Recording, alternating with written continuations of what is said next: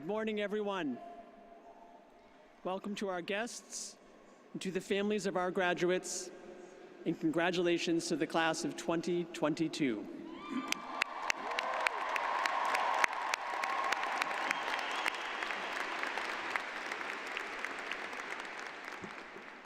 As Provost, I declare the 72nd commencement of Lemoyne College to be in session.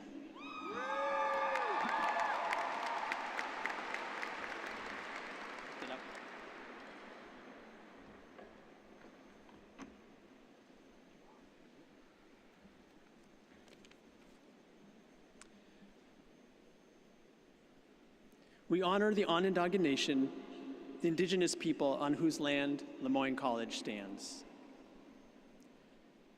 Please rise if you are able and remain standing as the Lemoyne College Commencement Choir leads us in the singing of the national anthem. I ask that you direct your attention to the flag located to the left of the stage and then remain standing at the conclusion of the anthem.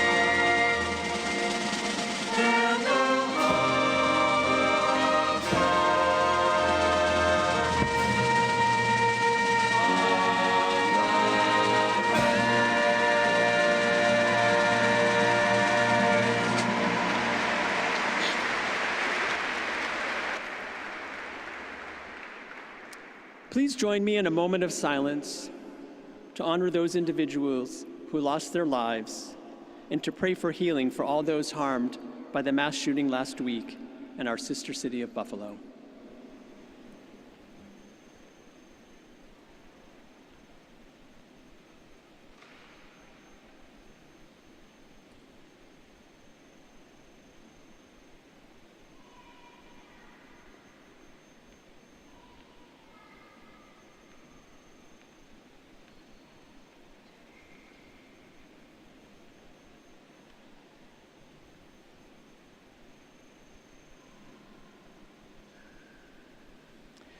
Reverend Charles Aduke, Vice President for Mission Integration and Diversity, Equity, and Inclusion, will now lead us in the invocation.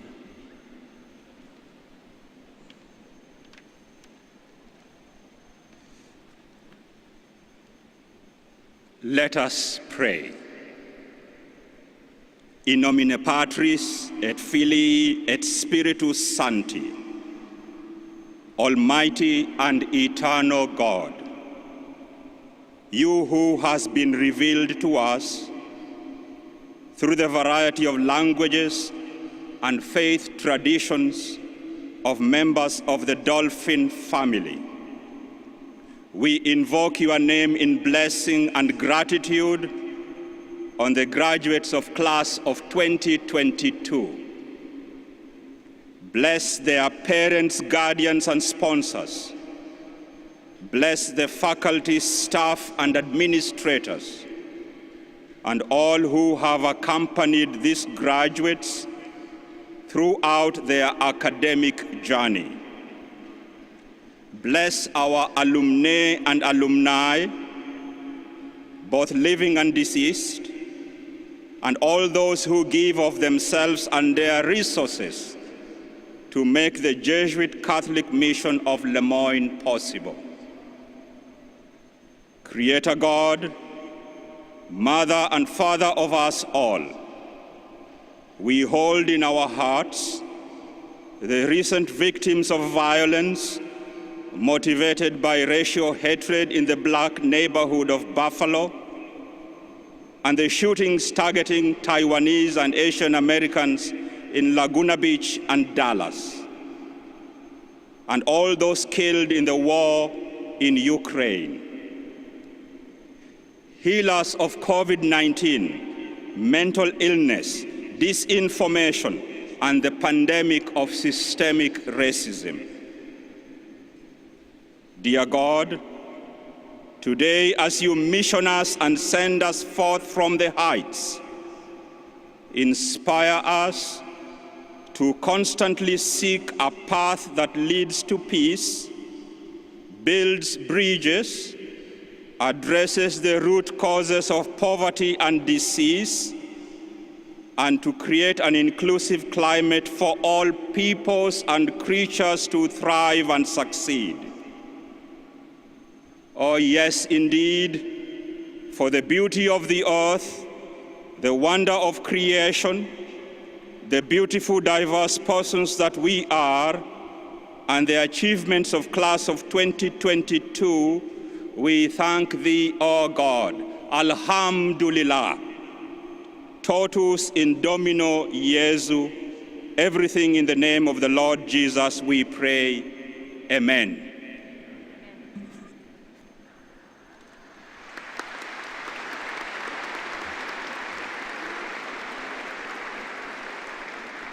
Thank you, Father Oduke. Please be seated.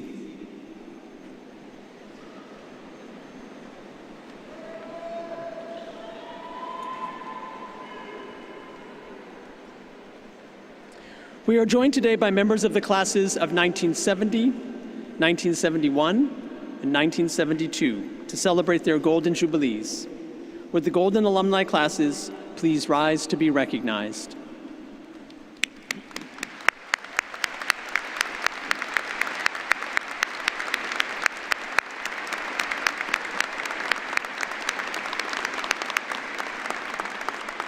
Congratulations to the classes of 1970, 1971, and 1972. We are delighted to have you here with us today.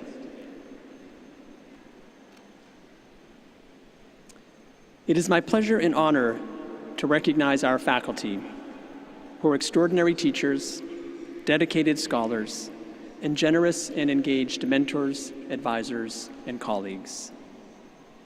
As they have done since Le Moyne's founding in 1946, members of this faculty have worked tirelessly and faithfully to provide the outstanding instruction that distinguishes a Le Moyne education and that contributes so greatly to our students' success.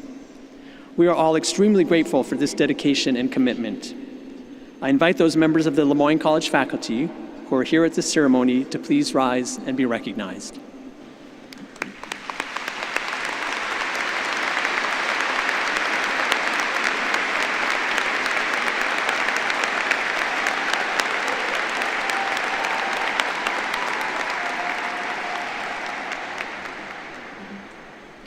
It is now my pleasure to introduce the president of Le Moyne College, Dr. Linda Lemira.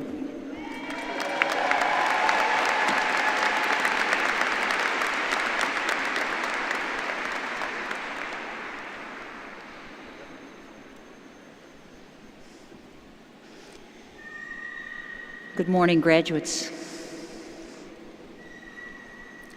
There's an odd thing about commencement. We dress up in these cool robes and hats, and seriously, is this not a great look?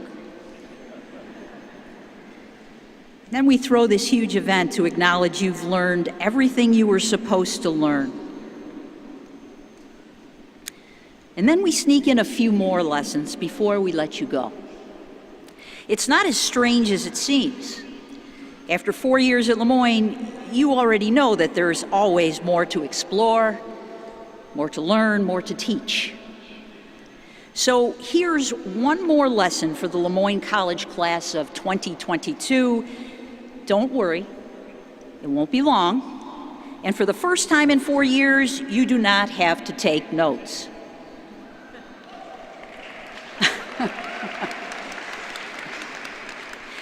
We are here to celebrate the class of 2022. No surprise there. But listen again. To celebrate the class of 2022. We're super proud of each of you, but the most wonderful thing about today is that all of you are here. Can you imagine how empty this would feel if you were alone? This is a team sport. You win when you cross the finish line together, and you lose when you cross it alone. Every exam and paper, not to mention every mask and COVID test, brought you personally and the class of 2022 collectively closer to this day. Your individual achievement and the good of the group went hand in hand. Your success did not mean someone else had to fail. That's an idea our world needs to be reminded of. All too often, life is painted as a zero-sum game, with winners and losers, victors and vanquished, and where success and failure are opposite and absolute. Now that's great in a pickup basketball game. You knew I had to get basketball in there somehow. But it's toxic in human relationships and fundamentally at odds with the commitment that we are people working for and with others. To understand how dangerous the either-or, all-or-nothing mindset is, look no further than the state of our public discourse. We enter the debate with our minds made up. We prejudge not only the topic at hand, but also the motives and the merits of the other person. We value sides over ideas. We try to speak first, loudest, longest. We broadcast our opinions on social media instead of engaging in real dialogue. When we say something has become too politicized, what we're really saying is that we can't even talk about it. And if we can't talk, what then? Class of 2022, my challenge for you today is to approach every encounter as a conversation, not a battle. Like St. Ignatius, know when to speak and when to be silent, and begin with silence. Suspend attachments to your own opinions in order to truly listen. Never assume the other person has nothing to teach you. And when you speak, do it with the courage of your convictions, but also with the humility of our shared human imperfection. On any particular issue or problem, you might validate your opinion or change your mind. You might meet in the middle or be morally compelled to disagree with every fiber of your being. Or you might find more often than not that you come away with more questions than answers. I hope so, because dolphins swim in the uncomfortable spaces without clear-cut solutions. We embrace complexity and reject easy pigeonholes. We mistrust simple, categorical answers, knowing that they stifle conversation more often than they solve problems. In a complicated world, we'd rather keep searching forever than settle for half-baked solutions. Sound messy? It is. It's messy, it's difficult, and unsettling. And it is exactly what you've been trained for. As much as I'll miss you, and you have no idea how much, I will sleep easier knowing that you are out there reconciling the irreconcilable and rebuilding this fractured but beautiful world. Class of 2022, the world is waiting. You are ready and you are needed. Congratulations, young scholars, and may God bless you all.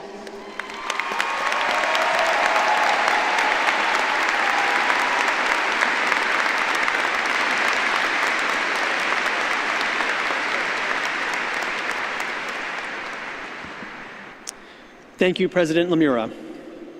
It is now my pleasure to introduce the representative of the class of 2022 chosen to address you.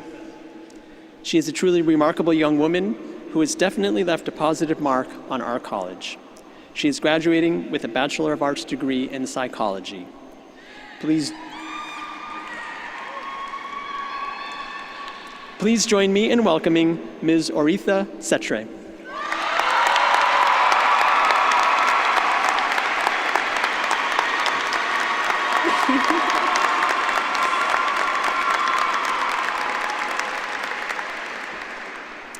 Good morning, everyone. It is truly an honor and a privilege to be with you all today on this glorious occasion, and I thank God for bringing us all together. Before I proceed, I would like to take this humbling opportunity to acknowledge and thank the following people. To President Lemura and administration, and all the faculty and staff, thank you. Thank you. Thank you. Your dedication, commitment, and zeal play an essential role in making this institution the tight-knit community we've all grown to appreciate. To every parent, godparent, grandparent, guardian, friend, please give yourselves a round of applause.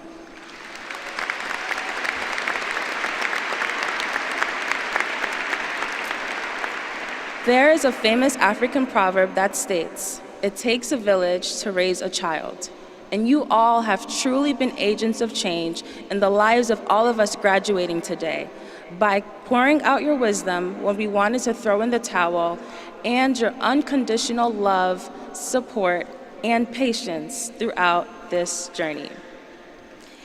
And to the class of 2022, we are here.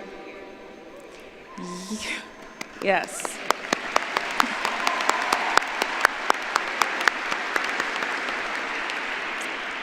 You are here. I am here. We arrived at the heights wondering how we could possibly be dolphins here in snowy Syracuse. Since then, we have grown to understand how to swim, no matter where we are. We are all vessels that begin empty. Over time, our content is filled and determined by the lessons we learn as we grow through life. So you might think that I'm going to tell you that as freshmen, we came empty, ready to be filled. But no. We came as vessels filled with our high school experiences, summer memories, and knots in our stomach. Lots of them. What we did not know was that we'd form long-lasting relationships and create new moments, moments that would continue to replenish our vessels. We have gained newfound opportunities that have molded us into the strong individuals we are today. We have learned to be resilient throughout these last couple of years. We have experienced trials, tribulations, a global pandemic, and we have prevailed.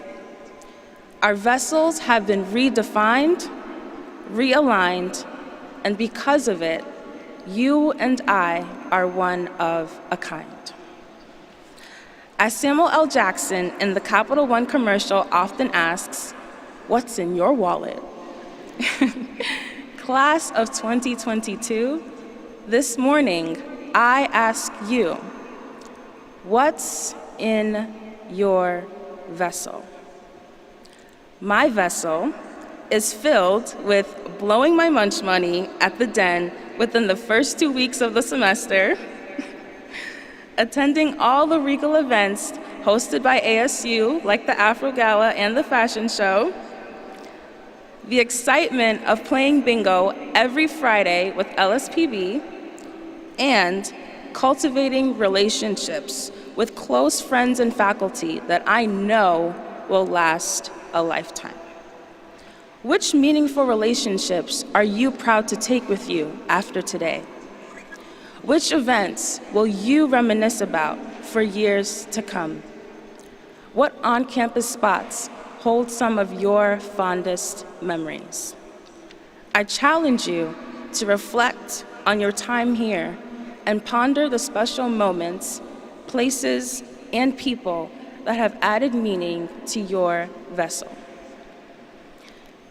In thinking about fostering our vessels moving forward, I would like to share one of my favorite passages of Scripture found in Romans 5:3 and 4, which says, it's actually on my cap too. So. And not only that, but we also glory in tribulations, knowing that tribulation produces perseverance, and perseverance, character, and character, hope. Class of 2022, the tribulations we faced have granted us the grace to persevere. Our character has been developed, and our journey has given us hope, all of which we carry in our vessels. So, go forth and pour out. The world is waiting for your manifestation. God bless you all.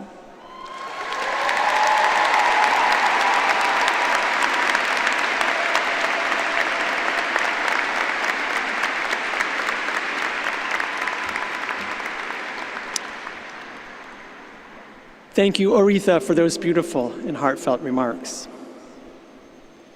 We now proceed to the conferring of honorary degrees. These degrees are awarded to persons deserving of recognition by virtue of their scholarly distinction, noteworthy public service, or other outstanding contributions. By their accomplishments, they bring distinction to the college and serve as role models for our graduates. Will the honorary degree candidates please rise? President Lemura, I am pleased to present to you the candidates for the degrees Doctor of Humane Letters and Doctor of Laws. By virtue of the power vested in me by the trustees of Lemoyne College and by the regents of the state of New York, I am happy to confer the honorary degrees Doctor of Humane Letters, Doctor of Laws.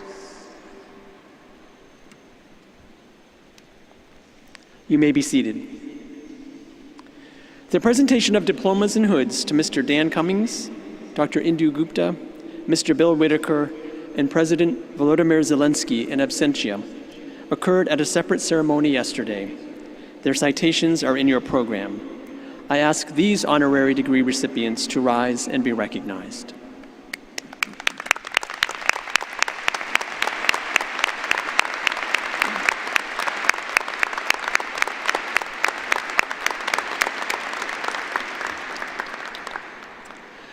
Before presenting diplomas and hoods to our remaining honorary degree recipients, I'm pleased to say that today we are privileged to hear remarks from two distinguished commencement speakers. At this time, I invite Dr. Martha Grabowski, McDevitt Distinguished Chair in Information Systems, to come forward to read the degree citation for Congressman John Katko, Following the reading of the citation, Congressman Katko will offer his commencement address. Will President Nomura and Congressman Katko please rise?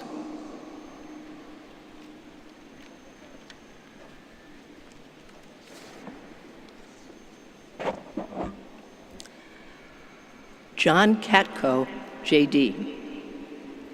John Katko begins each day by asking himself, how can I best be of service? For nearly 8 years, John has advocated on behalf of the residents of the 24th Congressional District in the House of Representatives. He is a ranking member of the Committee on Homeland Security and a member of the Committee on Transportation and Infrastructure. John has used his time in office to advance a wide range of issues, including business, infrastructure, and of course, education. He has been a staunch advocate for Le Moyne College, helping to secure funds to support a number of the college's critical initiatives. A member of the bipartisan Problem Seekers Caucus, John has earned a reputation for working across the political aisle in order to solve some of the nation's most pressing issues, from combating cybercrime to bolstering public safety. Rolling up his sleeves this way comes naturally to John. In fact, the Lugar Center and Georgetown University recently recognized him as one of the most bipartisan members of Congress. Earlier this year, John announced that he will not seek another term in office. However, he has made it clear that he considers the opportunity to work on the behalf of the community that he calls home the privilege of a lifetime. A Camillus, New York native, John graduated with honors from both Niagara University and the Syracuse University College of Law. He began his legal career in private practice in Washington, D.C. However, it wasn't long before John felt tugged to public service, working first as a senior trial attorney at the U.S. Securities and Exchange Commission before commencing a 20-year career as the Assistant U.S. Attorney for the U.S. Department of Justice. Early in his time as a federal prosecutor, John served as a Special Assistant U.S. Attorney in the Eastern District of Virginia and with the Department of Justice's Criminal Division, Narcotics and Dangerous Drugs Section. In this capacity, John served as a senior trial attorney on the U.S.-Mexico border in El Paso, Texas, and in San Juan, Puerto Rico.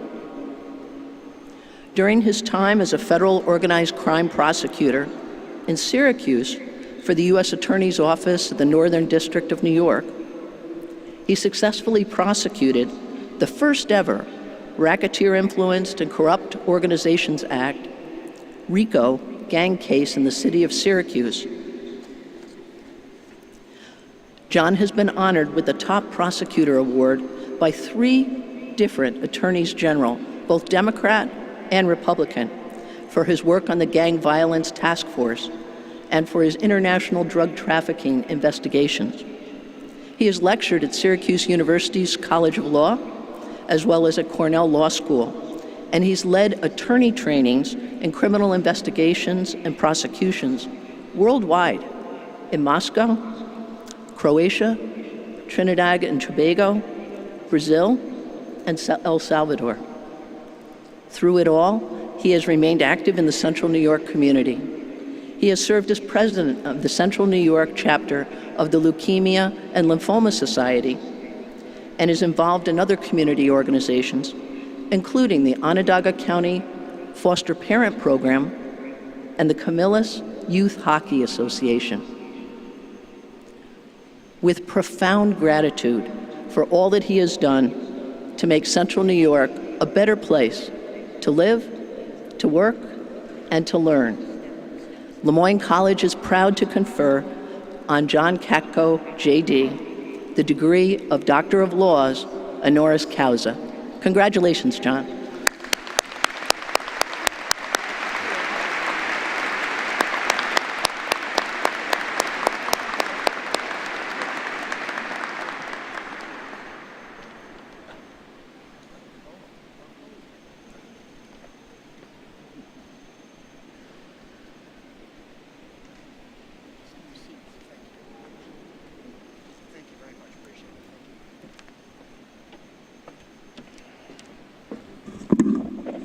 Bet the last thing you were hoping to hear from on a Sunday morning is a talk from a politician. I apologize about that. Good morning, class of 2022. We're going to try again. Good morning. That's better. That's better. I want to thank you very much for this high honor. My father was one of the first graduating classes here at Lemoyne College, and I'm sure he's looking down from above figuring, how the heck did you ever pull this one off, John? But I very much appreciate it. In addition to my dad, my ties to Lemoyne College run very deep. Linda and I were classmates together at Niagara University.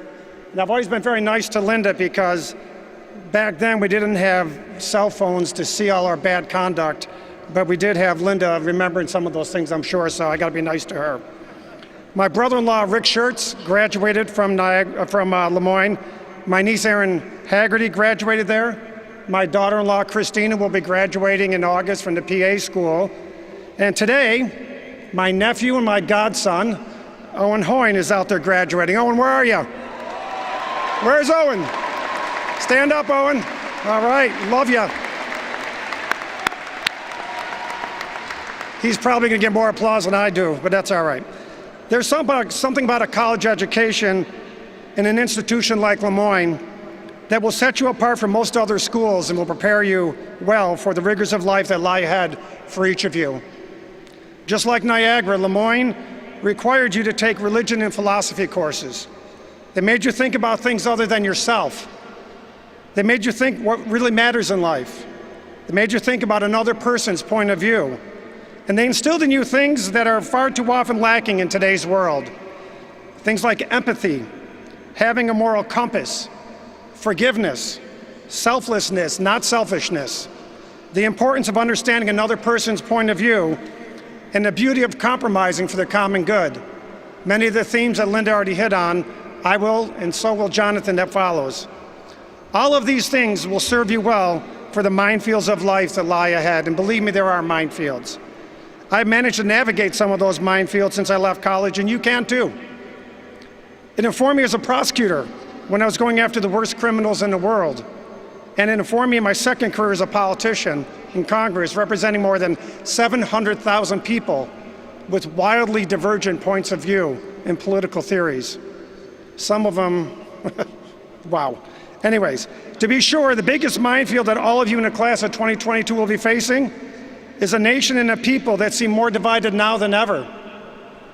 Our nation's inability to find common ground is making us less competitive on the world stage, less prosperous, and making it harder to solve big problems. It has also caused us to be much less tolerant of someone else's point of view. The notion that I am always right and you are always wrong is way too prevalent in today's society. The intolerance of imposing point of views is at the root of the problem. To make this point, I'd like to do a simple exercise, and I'm sorry to all of you out there, but I'm going to have you participate. For all you graduating today, I want you to raise your hand if you've ever been in a personal relationship with a man or a woman or just a friend. Just raise your hand. Come on. Okay. Now put them down. I want you to raise them again and tell me if you got 100% of what you wanted out of that relationship every minute of the time. Okay, well, one guy raised that, of course. That's one smart aleck, that's right. Well, that's the point, isn't it? It doesn't happen. Why should any of us expect to get 100% of what we want 100% of the time? But that is oftentimes where we're at in this country, and it's up to all of you to change that dynamic. In order to make progress, reach success in your own life, and solve the biggest issues of your time, you need to strive to understand the other side and find common ground with those you disagree with. I learned this lesson time and again as a prosecutor and as in Congress. And a quick story for you. As you know, I was responsible for going after some pretty bad apples all over the world. The key to successfully unlocking the inner workings of the criminal organizations I prosecuted was to get insiders in the organizations, hardened criminals, really bad people, to cooperate and tell me how things worked and all the bad things they did. I wanted them to cooperate in exchange for they get reduced sentences. In effect, I was asking them to betray their criminal families and trust me with their lives. Did I get them to do so strictly by understanding and looking at things through my eyes? Never, ever. I had to understand them, their situation in life, and the things that made them tick. Many of my colleagues thought that they could simply try and intimidate them into cooperation. It never worked. Try intimidating a hardened criminal with tough talk and bravado and a take it or leave it attitude. It just doesn't work. Believe me. This reality was made apparent when I witnessed many of my colleagues at work questioning hardened criminals. The routine went something like this, and I'm going to clean it up because it's Sunday morning. You know, you're going away for a long time. I hold your life in my hands. So, are you going to cooperate or not? The suspect would simply resort to the only thing they really knew. They got their street attitude up. And they told the prosecutors, often in very colorful terms, that would make even all of the toughest of you blush. No dice, I'm not cooperating. Seeing these failures, I resolved to take a different approach. Let me give you an example. We arrested a hardened street-level gang member and wanted him to cooperate against some of the higher-ups in the gang. When I walked in the room to speak with him, I realized he was in terrible shape. Obvious pain. He had half a wiffle golf ball taped over one of his eyes with dirty tape that looked awful. And after one of my colleagues tried the usual tired, tough guy approach, take it or leave it approach, the suspect immediately got nasty and told us, very impolitely, that he wasn't going to cooperate. He then took the wiffle ball off his eye, and out came tumbling his eyeball. And it was just laying there, hanging from his eye socket. Now that was a street-hardened criminal who wasn't going to be intimidated. So I thought to myself, why would this guy ever want to trust me and cooperate? He had just been in a fight, lost his eye, was clearly in severe pain, and had him in sought medical attention. Despite our differing backgrounds and stark contrasts in our situations, I knew there was one common denominator that would allow me to get through to him. And that's something you all should have learned here. I hope you did. And that's our humanity. So I asked the prosecutor a tough guy shtick to leave the room. Instead of talking to the suspect about the case, I proceeded to talk about his eye, what had happened, and what his life was like. I told him we would get him medical help, but he didn't believe me. We parted ways and went to the hospital and went back to work. So a short time later, I met him again in a very secure setting. He had received an eye, glass eye, a clean bill of health, and I earned a cooperative witness eager to help me deliver justice to victims of gang violence. I had earned his trust, not by looking at it from my point of view. The approach of finding common ground was later reaffirmed in my life in Congress, among of all places. All you ever hear about is how tough it is to get anything done in Congress, and you're right. But here in Congress, disagreement and obstruction are inherent. Sometimes it makes the conflicts and dangers I encountered as a prosecutor seem tame, and I went through a lot as a prosecutor. Some very serious stuff. It's worse in Congress. Now, as I began my first campaign for Congress, I read a book that I commend to all of you called Tip and the Gipper, which chronicled the relationship I had seen from afar between Ronald Reagan, the president, and Democratic Speaker of the House, Tip O'Neill. Two diametrically opposed political giants are able to find common ground again and again on contentious issues like reforming immigration, Social Security reform, and tax reform. Try doing any of that in this current political environment. They made Americans feel good again after many tough years in the late 70s, highlighted by runaway inflation, fuel shortages where you had to go get your gas on odd and even days depending on your license plate, and the Iran hostage crisis. Whether I was dumb or naive or just a cockeyed optimist, or a combination of the three, I thought their collaborative approach could work, and I adopted it and vowed to work with both parties throughout my time in Congress. So I adopted a practice that no one had ever really done before of refusing to introduce any legislation unless I first had a Democratic co-sponsor. I bent and gave and took up front, before I introduced the bill, not after. And I became a primary proponent of bipartisan caucus like Problem Solvers, which is an equal number of Republicans and Democrats. We meet every week, figure out how to advance things in a bipartisan manner. While much of the media wouldn't have you believe it, over the past few years, we've actually made some meaningful progress by working together. We passed laws to combat the opioid epidemic, expanded access to mental health care, invested in modernizing our infrastructure for the first time in a generation, delivered relief to families and businesses that struggled during the pandemic. Many of you are sitting out there today, received that help. And we passed countless bills in the Homeland Security Committee, which I head up, that have made our country much safer in many ways. That is not to say that our work is done, and it's far from it, but it is proof positive that we can still work together, move past division, and make progress even in the toughest of situations. But please don't think it's going to be easy. It's tough to stand up to bad bosses. It's tough to stand up to immoral business partners. And I can tell you, it's very tough to stand up to the president of your own party like I did. But I've endured threats and nastiness in Congress I never thought possible. But that is necessary price you pay to do the right thing, the moral thing. And that's precisely what your parents and your supporters and your teachers here at Lemoyne want you to do. During your time at Lemoyne, you've received a world-renowned Jesuit education that emphasizes the importance of critical thinking and empathy. You will not always see eye to eye with your coworker, your classmate, your family member or friend. But remember one simple thing: you are not always right, and opposing views almost always have merit. In the name of progress, it is your responsibility to find common ground and to take those courageous stands when the situation warrants it. There is not a credible person who has ever been in a personal or professional relationship who will claim they always get 100% of what they want. Understand that, embrace that, and I promise you, you will be successful, you will be happy, and you'll be well respected.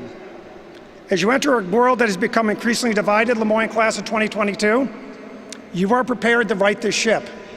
And I say simply, go for it, and don't be afraid. Congratulations, class of 22, and Gold Dolphins, unless, of course, you're playing the Purple Eagles of Niagara University. May God bless you all.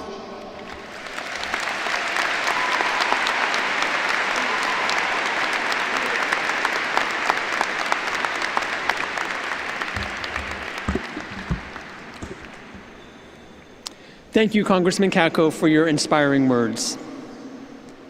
I now invite Reverend David McCallum of the Society of Jesus, Lemoyne College class of 1990, and Executive Director of the Discerning Leadership Program in Rome, Italy, to come forward to read the degree citation for Jonathan Capehart. Following the reading of the citation, Mr. Capehart will deliver his commencement address. Lord President Lemira and Mr. Capehart, please rise.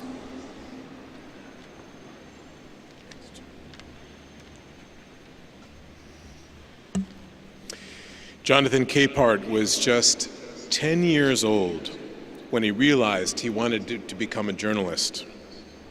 A New Jersey native, he was fascinated by the idea he could make a career of sharing other people's stories, capturing not just moments in time, but also invaluable lessons about life and humanity. There was no roadmap for Jonathan to follow on this adventure, so he created his own. Along the way, he was inspired by industry giants like Bryant Gumbel and buoyed by his family members who cheered him on as he dreamed out loud. By almost any measure, those dreams have come true, as today this Pulitzer Prize winner, a self-described news nerd, is helping to shape the landscape of contemporary print, digital, and television journalism. A graduate of Carleton College, Jonathan is the associate editor of the Washington Post, where he serves as an opinion writer and member of the newspaper's editorial board, and hosts a weekly podcast, Capehart, and a weekly Washington Post live show, First Look. His impact on the field of news does not end at the newspaper's door, though. Jonathan works as an analyst on the PBS NewsHour and is featured on the program's popular segment Brooks and Capehart. He also hosts a current affairs program, The Sunday Show with Jonathan Capehart, on MSNBC.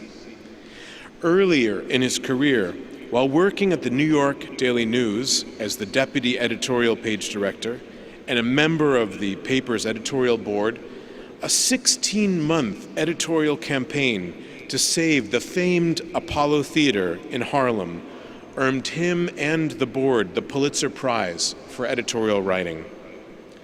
To each of these endeavors, Jonathan brings a thoughtful perspective that is urgently needed during a fractured moment in our American political life. He is an exceedingly skilled interviewer and attentive listener.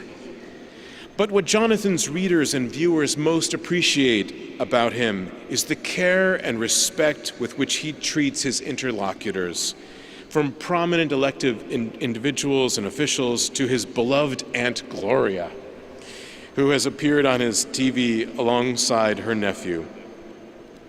Even with this busy schedule, Jonathan seems to have an endless energy. His MSNBC special, A Promised Land, A Conversation with Barack Obama, was nominated for a 2021 Emmy for Outstanding News Discussion and Analysis. He has also moderated panels at the Aspen Ideas Festival and for the Aspen Institute, the Center for American Progress, and at the Brussels Forum of the German Marshall Fund. In 2019, he served as the fellow at the Georgetown Institute of Politics and Public Service. In addition to his work, Jonathan is a devoted spouse. He has called his husband, Nick, his fiercest champion. He has been recognized for his efforts to support members of the African American community and the LGBT communities in the areas of entertainment, media, civil rights, business, and art. In June 2020, the publication Queerty named him among the 50 heroes leading the nation toward equality, acceptance, and dignity for all people. With deep appreciation for his capacity to dissect and disseminate the news in ways that are meaningful, impactful, and long-lasting, Lemoyne College is proud to present Jonathan Capehart the degree of Doctor of Humane Letters, honoris causa.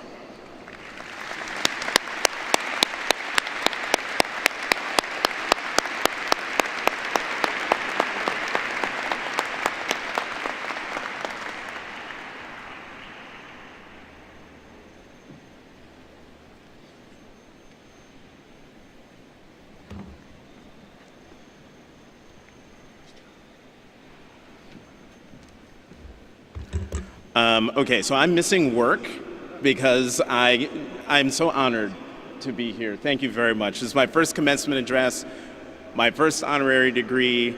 I'm so excited that I'm going to do something unconventional. Graduates, I need your help. I need to do this.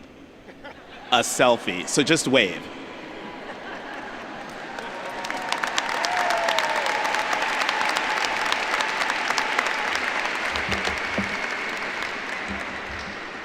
Thank you for indulging me that I might be 54, but I'm still a child. President Lamora, Board of Trustees, fellow honorees, faculty, staff, students, and your families, thank you for the honor of addressing you at this august ceremony and for this honorary degree. And Father David, thank you so much for everything that you did to get me to this spot. Thank you. I graduated from Carleton College, a small liberal arts college in Northfield, Minnesota, that prizes community and exploration in the pursuit of an education that will set up its graduates to leave their mark on the world. So, in many ways, this Carleton night feels right at home in a community of Finns. That's why I'm confident my message for you today will resonate with you. It might even elicit, and I already know this from some of you, especially since you've just heard from President Lamora and Congressman Katko. But as you leave this place and take your knowledge into the wider world, what I'm about to tell you will be essential in leading a life of meaning, of purpose, of service to something or someone greater than yourself. In the 1958 movie Auntie Mame, Rosalind Russell plays Mame Dennis, an avant-garde heiress who loved to host parties with all sorts of bohemian types. The film begins with Mame throwing one of her extravagant parties in 1920s New York City when, after the sudden death of her brother, her nephew Patrick Dennis arrives in the middle of the affair. Mame is thrilled to see her nephew, but is appalled at his limited vocabulary and understanding of the world. Then she utters a line that never fails to make me tear up. "Your Auntie Mame's going to open doors for you, Patrick. Doors you never even dreamed existed. Oh, what times we're going to have." Fast forward in time and in the movie. The end of the movie, when Mame, after convincing Patrick to allow his grade school son to travel with her to India, is leading Michael up her grand staircase. "Oh, Michael, I'm going to open doors for you, doors you never even dreamed existed. What times we're going to have." Gets me every time. Because in those words is a joy for life, a life made joyful because of the promise of learning that comes with adventure. That adventure could be as elaborate as traveling through India, backpacking through Africa, or anywhere that is not your home, or reading a really compelling book, or it could be as simple as talking with someone not like you. Think of the adventure you embark upon as you listen to someone share their story, their viewpoint, their life with you. The discoveries you make, the realizations you come to, the understanding you gain. I make it sound so easy. Just listen, take it all in. But those kinds of adventures are among the hardest to undertake. You could be confronted by your own ignorance or by uncomfortable truths. Or you could be challenged by someone espousing viewpoints that are diametrically opposed to your beliefs, your values, your moral core. It is what you do in that moment that will reveal to yourself and to us who you are. Listening, active listening, is a vital skill in my job. As much as I may prepare for an interview and think I know all there is to know to be ready to interview the President of the United States or someone thrust into the public eye for the first time, the most revelatory moments come from the questions I've asked because I listened to what the person is telling me in the moment. A conversation is not a conversation without listening. That's what David Brooks and I do every Friday night on the PBS NewsHour. Our conversation works because we are actively listening to each other. And the enormous respect I have for David makes it possible for me to hear what he is saying, even if I don't agree. A dialogue becomes a monologue if only one of the two people is actively listening. When I was on the editorial board of the Daily News, I once wrote an editorial about then Mayor Giuliani's just-released city budget. He didn't like it.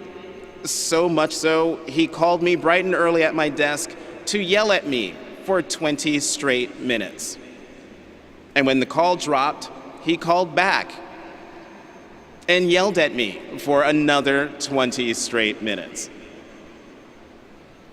And if neither party is talking with the other, but at the other, then no one is listening. Think about how we talk about race and social justice in our country. What's missing is the humility needed to put oneself aside, if for a moment, to allow another person to share of themselves, and for us to truly see them, hear what they are saying. At the center of all of this is respect. Respect is given by our attentiveness, but it's also earned as the person or people we're talking to respond to our words with thoughtful questions or comments, maybe even engage in a good-natured intellectual joust. Now, let me be clear about something. As much as respect requires you to hear someone out, to meet them halfway, respect does not require you to deny your beliefs, surrender your values, or abandon your moral core. Respect demands that you stand up for them because they make up who you are, and they very well might represent something bigger than yourself. Receiving this honorary degree is indeed an honor, but it is made all the more special because of the person with whom I share this stage. When it comes to policy, excuse me, any policy, Congressman Katko and I will not agree on much of anything, except for that bipartisan infrastructure deal. That's one thing. And that's fine. That's what makes our democracy great. The friction of those policy debates between the Katkos and the Capeharts throughout America's history is what continues to fuel this grand and evolving enterprise that is the United States. Our past ability to debate, move forward, however haltingly, has made our nation the envy of the world. And today, the world watches, wondering if the America they admire and trust has lost its way. And I will admit that there are more days when I fear our republic will not survive this moment than those when I think we will get through this. The insurrection of January 6th was a horrifying moment for our nation. The aftershocks remain. That an election denier won the Republican gubernatorial nomination in Pennsylvania shows how far the Republican Party has fallen and how close to danger our democracy remains. But here's where Congressman Katko and I are in 100% agreement. American democracy and the Constitution makes it possible must be defended. According to 538, Congressman Katko voted with President Trump 72.2% of the time. But when it truly mattered, when the core principles of our nation were at stake, Congressman Katko didn't deny his beliefs. He didn't surrender his values. He didn't abandon his moral core. Congressman Katko put country over party and politics when he voted to impeach President Trump on a charge of incitement to insurrection. In a statement announcing his vote, Congressman Katko said, "To allow the President of the United States to incite this attack without consequence is a direct threat to the future of our democracy. For that reason, I cannot sit by without taking action."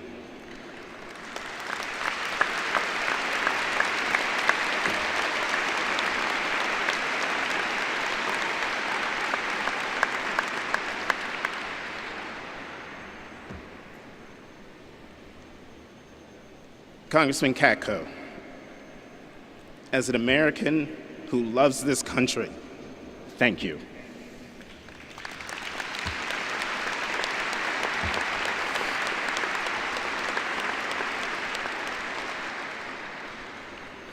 Finns, the world you're stepping into is as complicated as it's ever been. The divisions within our nation are as wide and pronounced as they've been in recent memory. Our democracy is being tested. Our values are being tested. Each of us has a duty to safeguard them both. Ours is not a perfect country. We get so much right and a lot of things wrong, but we are a nation that strives for perfection. It might take us a while, but when that arc of the moral universe bends towards justice, more often than not, it is at the insistence of the American people. The changes our nation has seen just in my lifetime are awe-inspiring. I am a descendant of slaves whose parents grew up in the Jim Crow South. My cousins and I are the first generation in our family who didn't have to pick cotton. And my wedding was officiated 5 years ago by the Attorney General of the United States, who made one decision that set off a chain of events that helped to make it possible. My standing before you today is proof of this nation's capacity to do right. Right by its people, right by its founding principles. There were some arguments along the way, some monologues, and quite a bit of talking at each other. But we've been able to move ahead because we truly listened to each other when it really mattered. I truly hope we continue that grand American tradition in the challenging months and years ahead. As you leave this place, diploma in your hand, dreams in your head, passion in your hearts, remember that you are adding to our collective American story. From the moment you arrived on this campus, where greatness meets goodness, you were told, Finns don't swim alone. You've internalized the values behind that mantra, and now you're about to take them into the world. Finns don't swim alone. And I cannot wait to see how you bring the world along with you. Congratulations, class of 2022.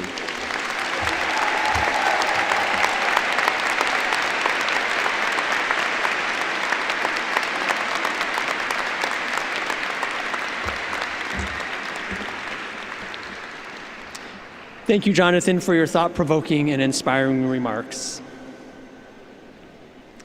We now proceed to the conferral of bachelor's degrees in course. Will the candidates for all baccalaureate degrees please rise?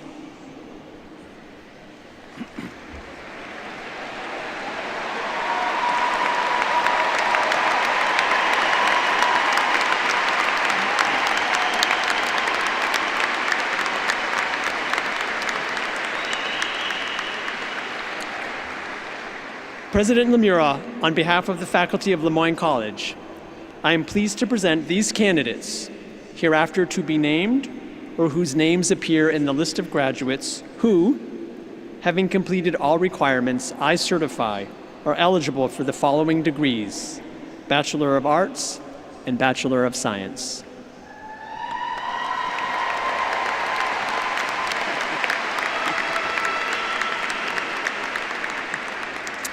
By virtue of the power vested in me by the trustees of Lemoyne College and by the regents of the state of New York, I am pleased to confer degrees upon the candidates hereafter to be named or whose names appear in the list of graduates and declare them Bachelor of Arts and Bachelor of Science.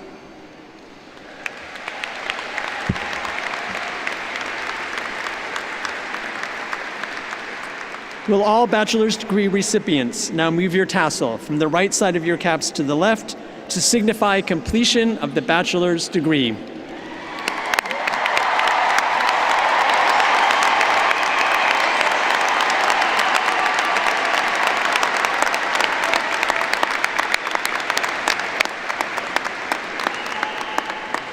You may be seated.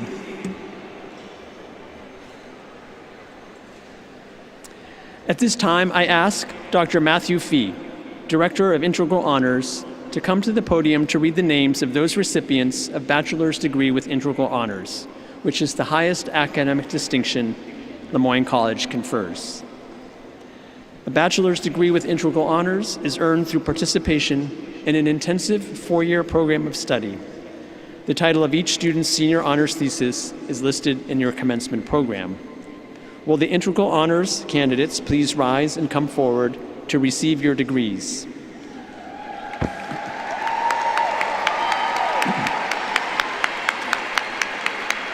I ask that you hold your applause until all the graduates have received their diplomas.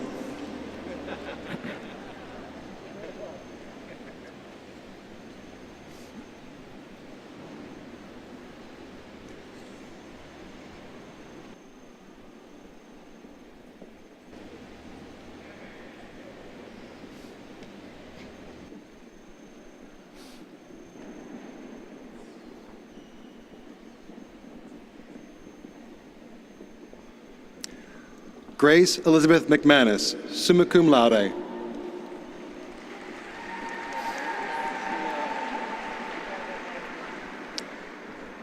Megan C. Rod, summa cum laude.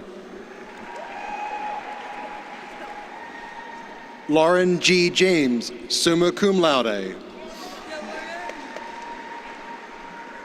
Madeline C. Pellizzari, cum laude.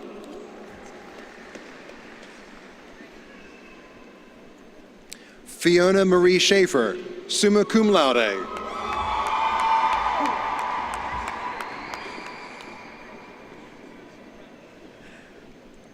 Eleanor Jones Summers, summa cum laude.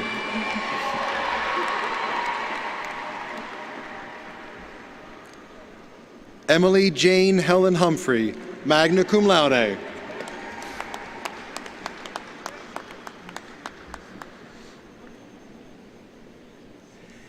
Adriana A. Ladd, summa cum laude.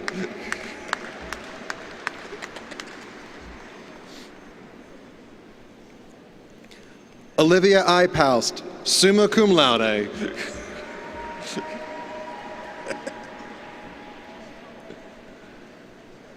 Sebastian James Fredette, summa cum laude.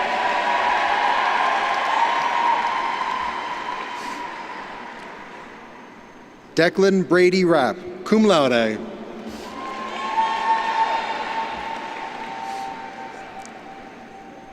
Jonathan Douglas Bond, magna cum laude. Trevor Gibson Klein, summa cum laude.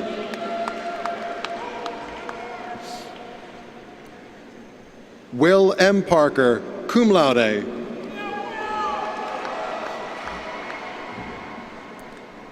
And Joshua F. Maring, summa cum laude.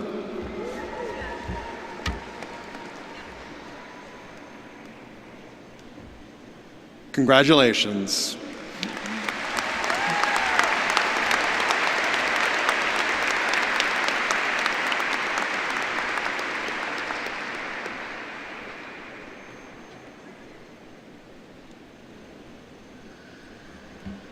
Can you hear me? There we go.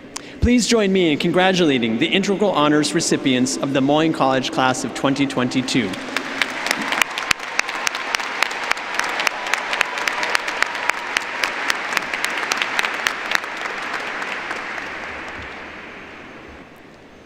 Before we proceed further into the program, it is my sacred duty to call the names of two students from the class of 2022 who should have been with us today, but who left our college and the world far too soon. It is right that we remember and honor posthumously Corey Skilla Gallinger and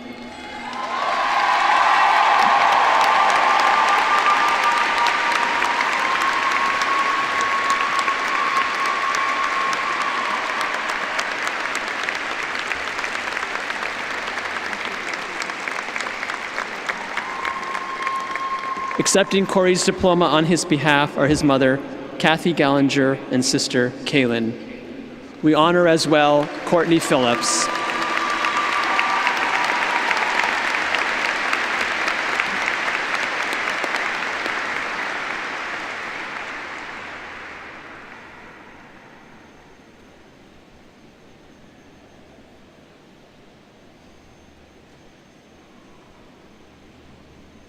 We will now continue with the conferral of bachelor's degrees, beginning with candidates from the College of Arts and Sciences, whose names will be read by Dr. Beth Mitchell, Interim Dean of the College of Arts and Sciences.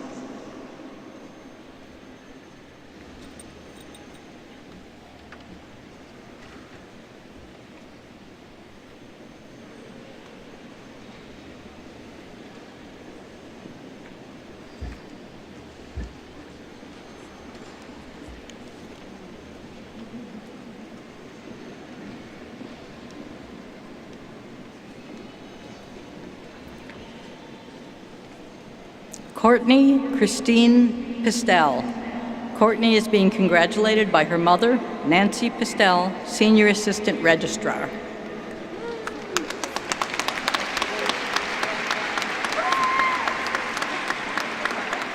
Megan R. Wilson, summa cum laude. Megan is being congratulated by her mother, Michelle Wilson, Advancement Systems Programmer Analyst. Rachel Setek. Rachel is being congratulated by her father, Scott Setek, Associate Director for Transfer Admissions. Gwydion Miller.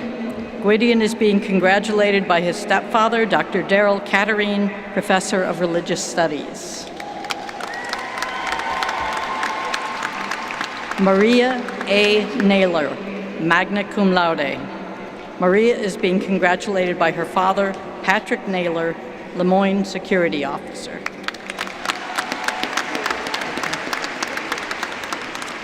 Kara Elizabeth Miller, summa cum laude.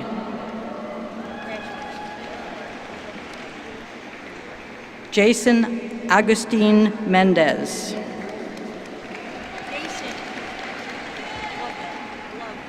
Matthew Sequeira Anteo.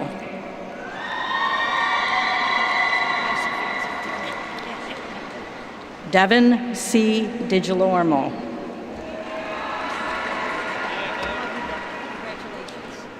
Eric Gerald Bryant, summa cum laude.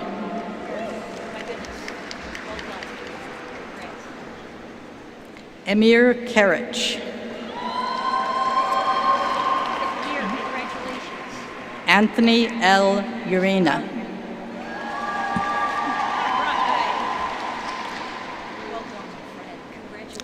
Kiana Archer Kronk.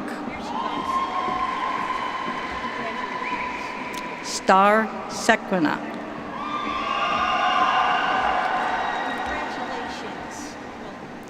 Oretha Setre.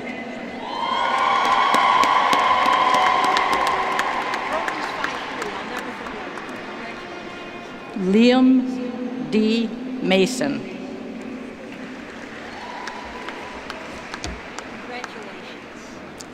Christian M. Carr, magna cum laude.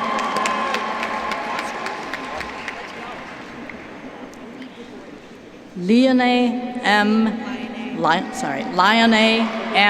Thomas Hines.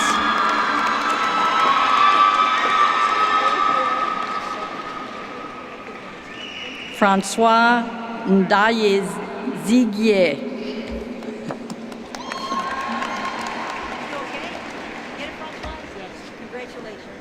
Kydris A. L. Jennings.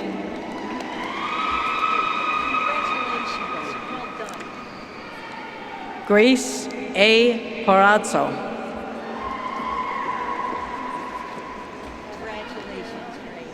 Morgan G. Ferry, cum laude.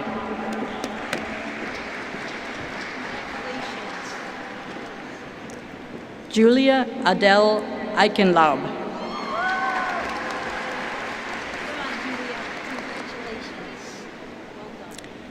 Taylor J. Ely.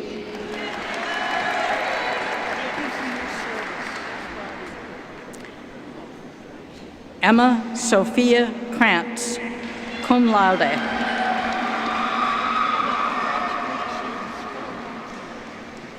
Alexis Rose S., cum laude.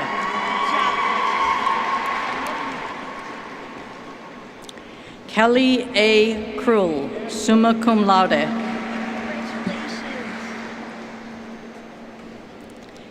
Kobe Bryce Akana, magna cum laude. Morgan E. Wilson.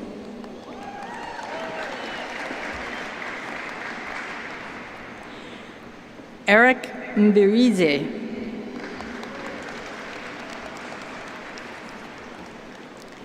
Bryce A. Costello.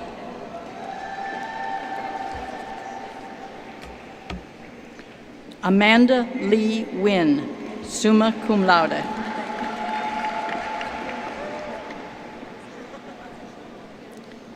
Alexander Theodore Sandway, cum laude. Emily A. Russell, cum laude. Angel L. Relye. Nicole L. Flynn, cum laude.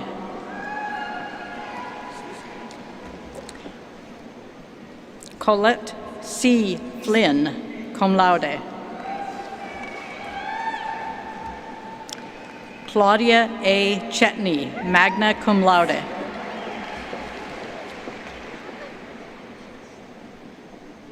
Leah A. Hickey.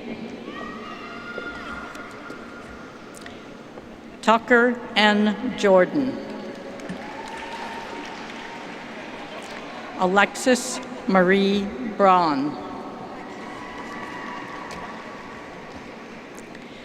Francesca Maria Mistran. Megan Elizabeth Hillebrand. Jacqueline Taylor Antonacci.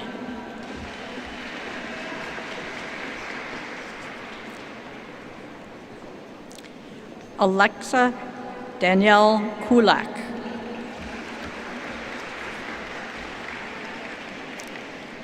Jenna Marie Pyer. Olivia Marie Russo, summa cum laude. Benjamin Timothy Haven, cum laude. Mackenzie E. Gilbert. Christopher D. Kutri, cum laude.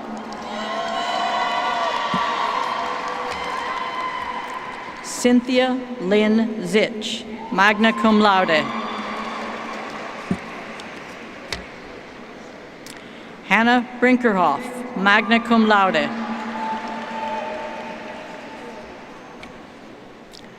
Delaney A. Picciano, magna cum laude.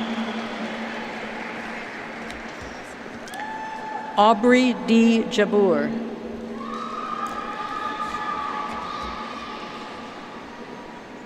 Kendall G. Cantazaro.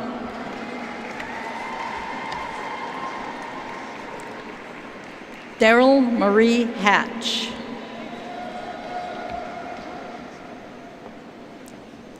William Yoon Coate.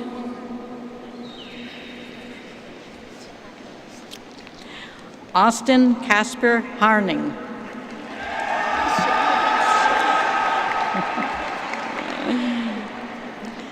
Zachary Gerald Slocum. Isabel Cassidy Schaefer, magna cum laude. Sarah Elizabeth Cerruti, summa cum laude. Isabella Marie Starsiak, cum laude.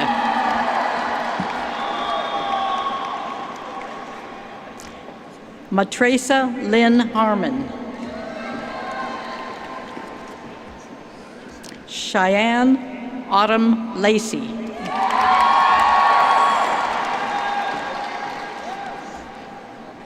Kayla D. Martinez.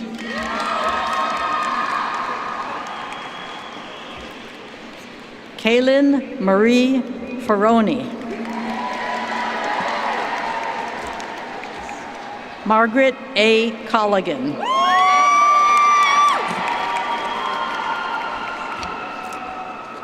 Freyal Nahim.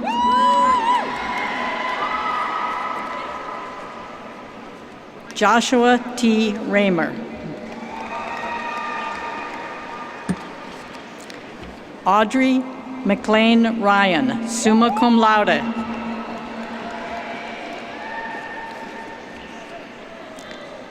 Jessica Chapman Gasick.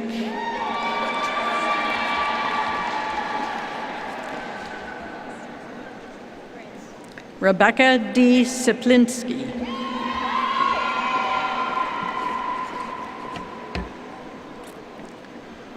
Michael Sean Cole.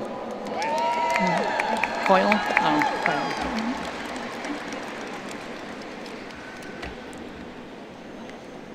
John Francis Pope Bain. Jason, too many names. Jason France Pope Bain. Yeah, Jason.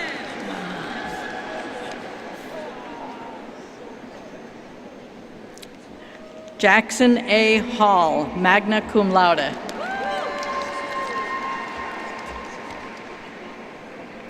Anna Irene Cornell, cum laude.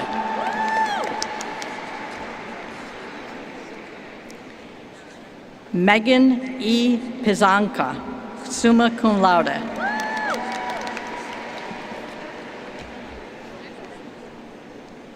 Alyssa R. Gowdy, summa cum laude.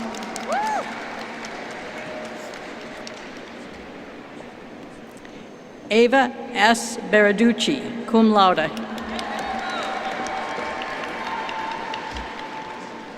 Lauren Regan, magna cum laude. Jordan P. Signer, cum laude.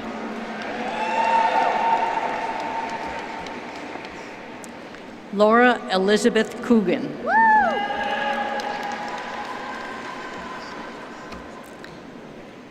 Bria Cosetta Myrick, summa cum laude.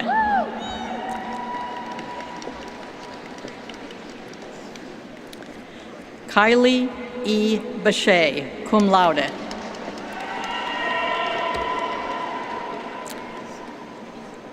Noor Al-Obeidi.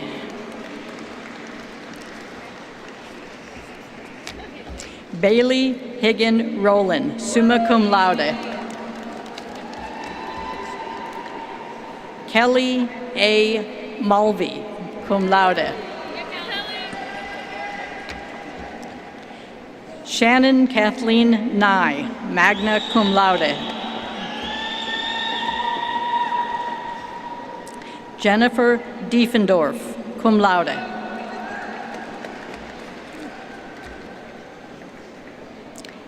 Alexis Greer Wanchison, summa cum laude. Matthew Stephen Mutton.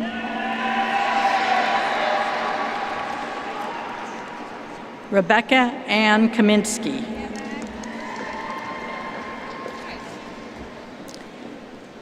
Megan Elizabeth Wesley, cum laude.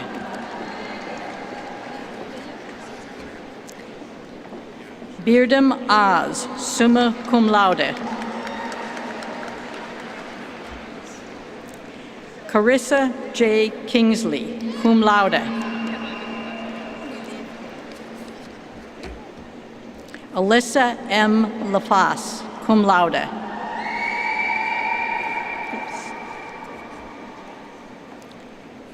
Kennedy Taylor Cole.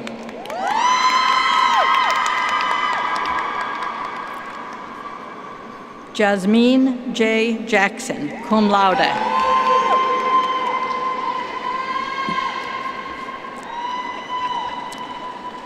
Donal Kiva Bowen, summa cum laude.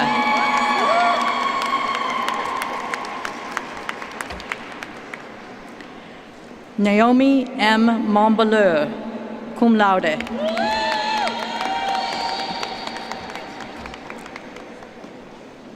Emily R. Cunningham.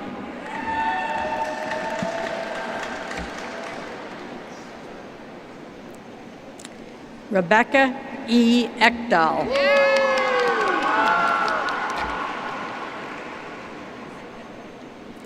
Molly A. Hans.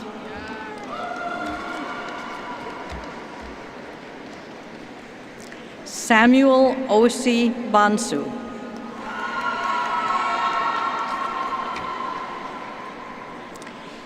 Mia Elizabeth Petronio, magna cum laude.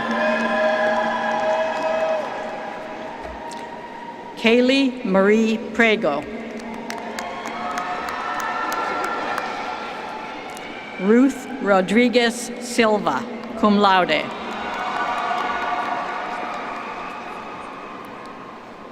Omar O. Almasri, summa cum laude.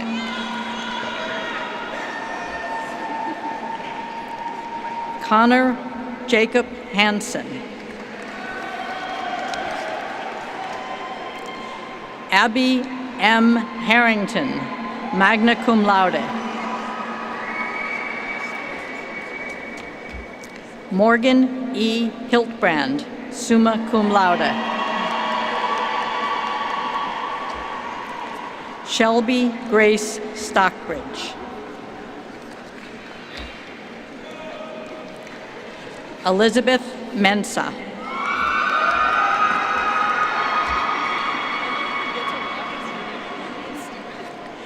Sierra Jewel Mason.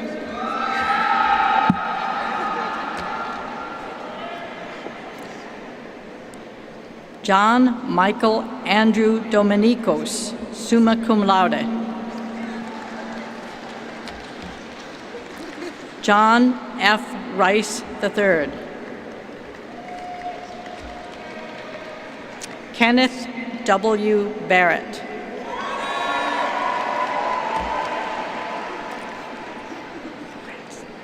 Brianna N. Walker, cum laude.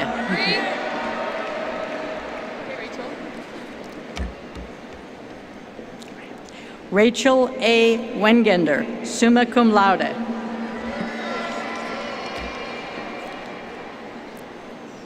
Samantha Rose Pellegrini.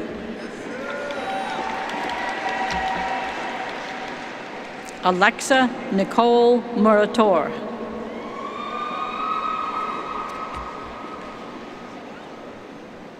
Maria O. Emanuela.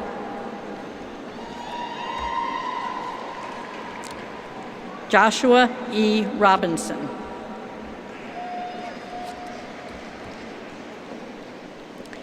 Daniel Mahoney.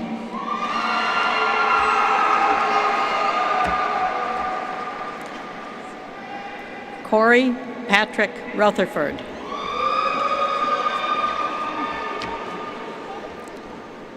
Bridget J. McGinley, cum laude.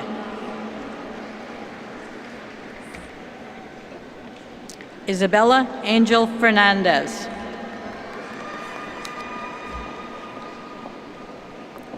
Kip Amiot.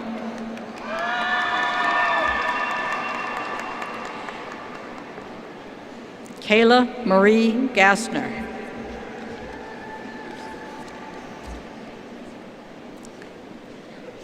Victoria Hope Catalano, magna cum laude.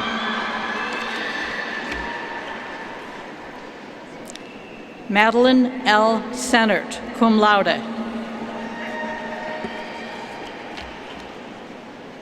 Taylor Marie Cox, magna cum laude. Meredith Teresa Barrett, cum laude.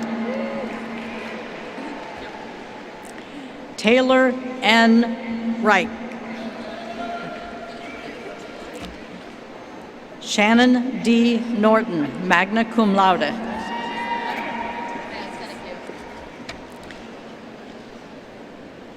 Emily Elizabeth Winton.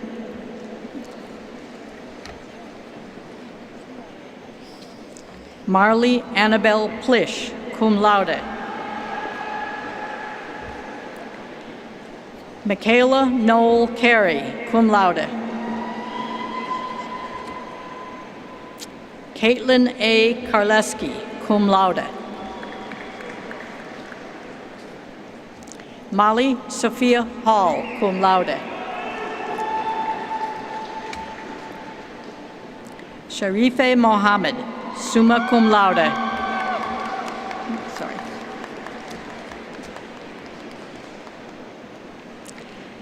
Yani Nakayama Ashiura Neri Souza.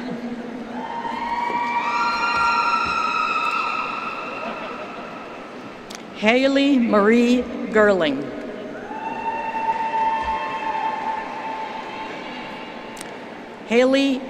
Cassandra R. Baldinger, summa cum laude. Michael Joseph DeMoro, cum laude. Anna M. Grenga.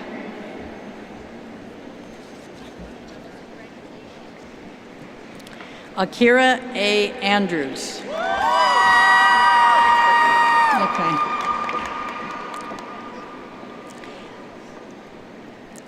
Ebony L. Fabian.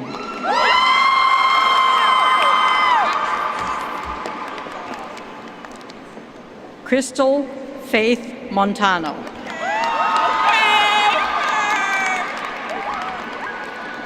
Jasmine Sabrina Jones.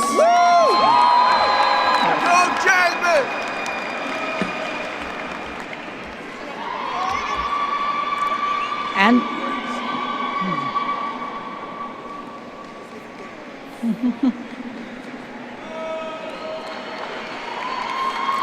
Angelique Jones.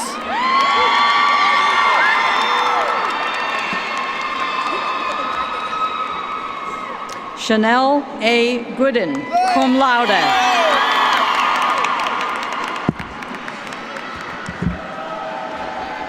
Elijah J. Betters.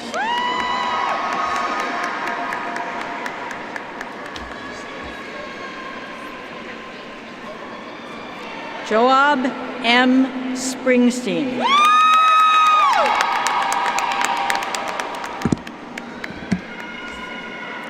Ashley Elise Lojko.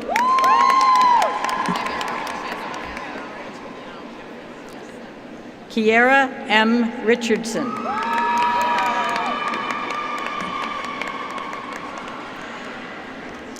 Ajo B. Nojo.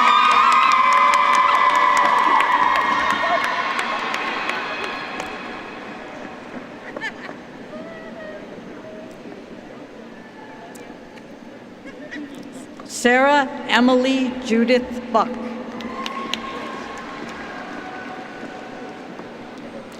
Anna C. Kelly, magna cum laude. Ciara M. Murphy, summa cum laude. John Stewart Gear III.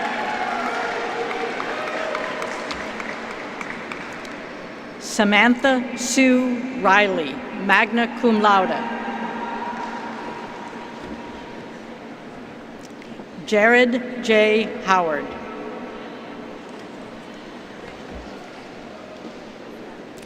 James F. Howard, cum laude.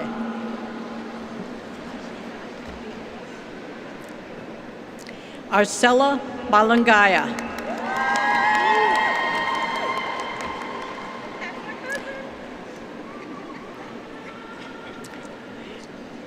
Ahmad Ayad Al-Zuabi.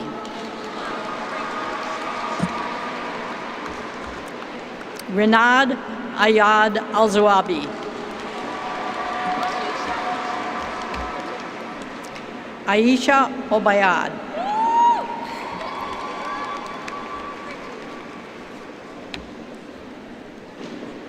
Ayan A. Ali.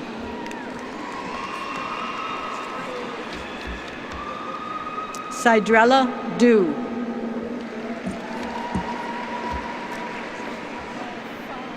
Yonita Baral.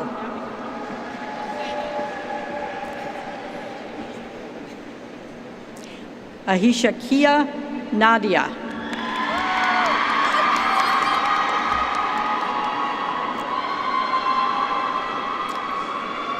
Giselle Nate Cabezas.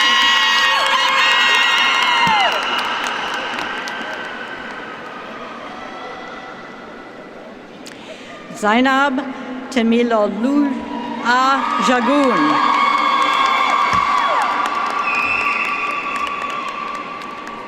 Brianna Hope Labrie.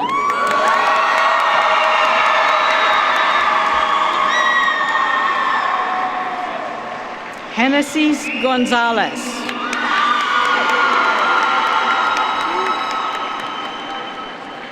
Gabrielle Louise Nelson.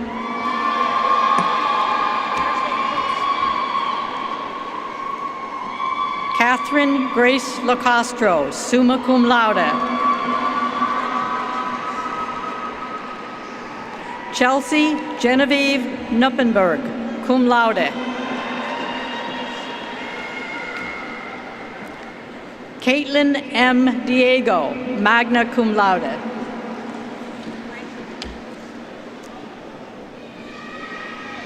John Rocco Fortino, magna cum laude.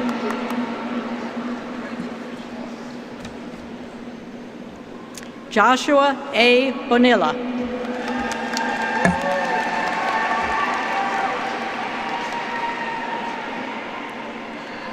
Nathaniel D. Hacker, magna cum laude.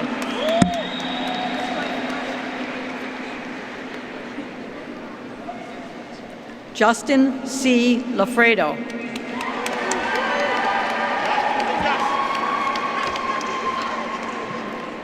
Robert E. Fisher, magna cum laude.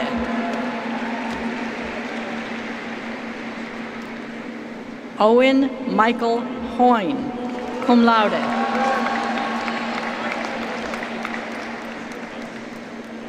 Richard N. Nguyen-Tran.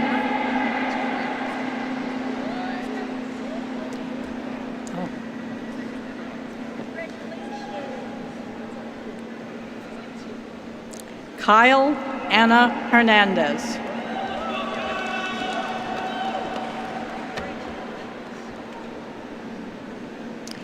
Victoria D. Lucisano.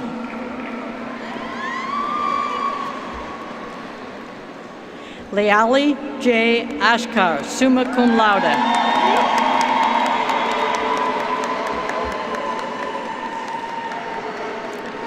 Lauren Nicole Rachetta.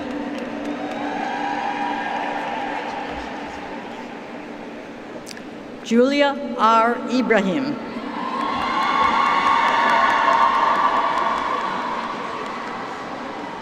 Ignacio L. Pastorino, cum laude. Dominique P. Williams, magna cum laude.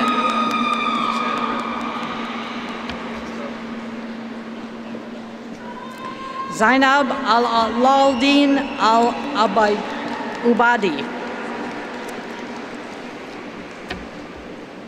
Kyle Robert Tantillo. Robert J. Welch, magna cum laude. Kevin Michael Smith. Randy L. Hinkle.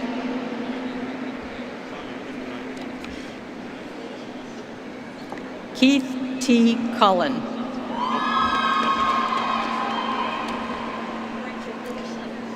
Mary Catherine Fagan, magna cum laude. Peyton N. Wolf, cum laude.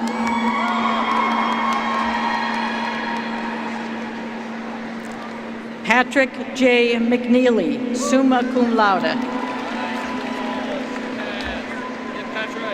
Juliana G. Tanico.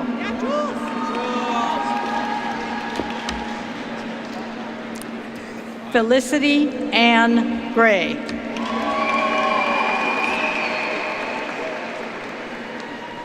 Nicole Megan Gubitowski, cum laude. Ethan C. Rotondi, magna cum laude. Carl J. Carbone. Ryan Buckholtz, magna cum laude.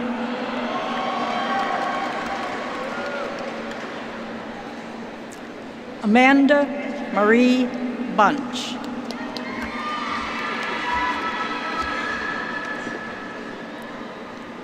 Brianna Ashley Ziobro.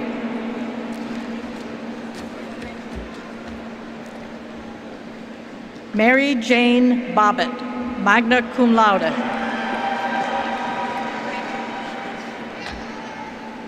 Ryan Harkin. Yep. John J. Poggi.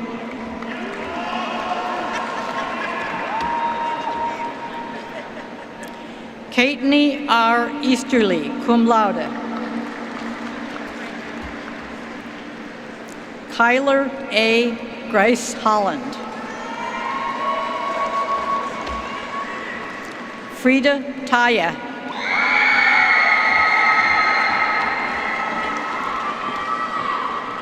Anne E. Clemens.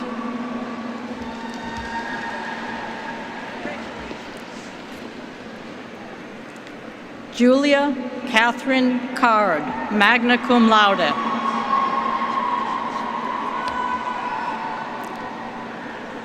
Cody P. Sweeney.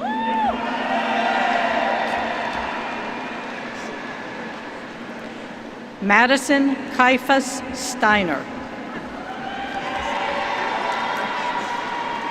Haley E. Broberg.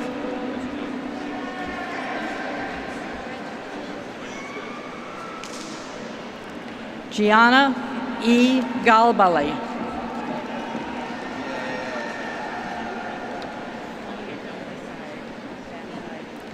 Malaysia Eunice Pace.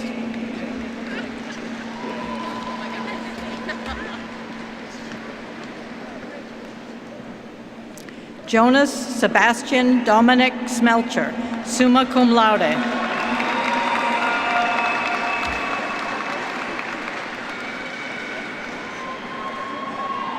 Aaron K. Foraker, magna cum laude.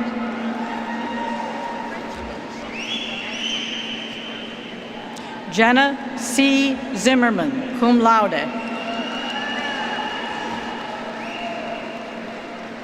Emma Brinker, summa cum laude. Okay. Azaria I. Wade, cum laude.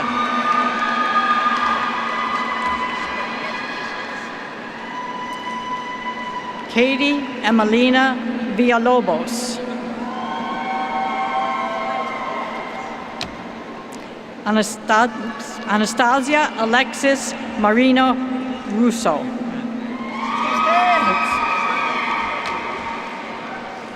Michael Anthony Charito.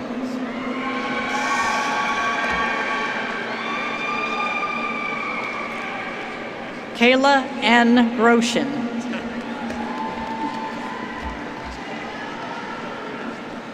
Sean R. O'Connor.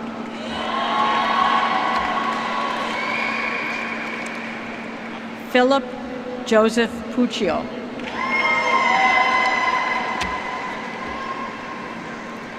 Michael R. Hotterman.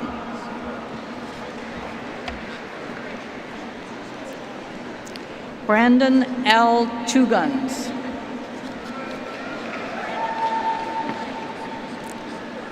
Jonathan G. Strait. Anna Prox.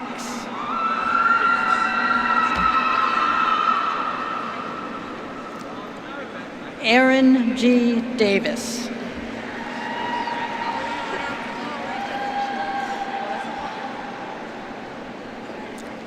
Domenica Francesca Canzano, cum laude.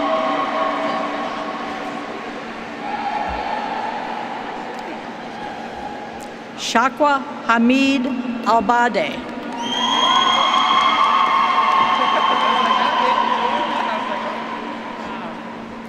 Ali Hamid Albade.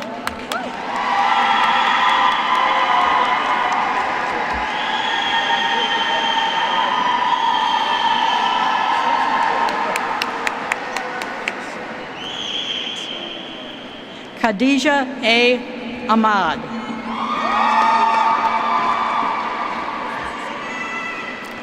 Jessica Catherine Vos, magna cum laude.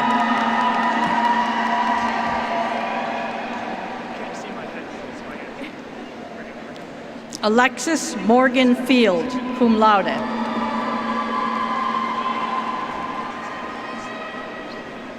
John Peter Herbert.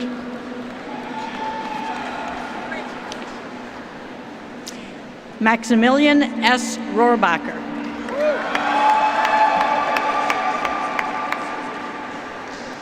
Mallory R. DeFelice, summa cum laude.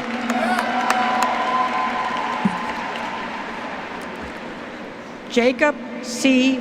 Donofrey, summa cum laude. Jacob has been commissioned in the United States Air Force through Le Moyne College's ROTC Partnership Program.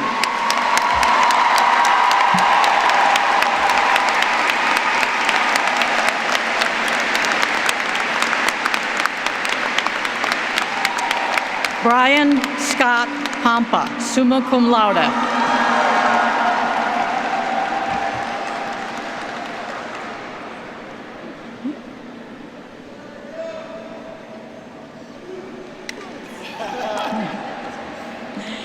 Ethan Daniel Dana, magna cum laude.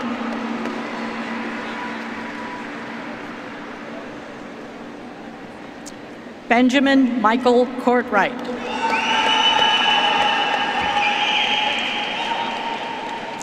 John T. Riccardi.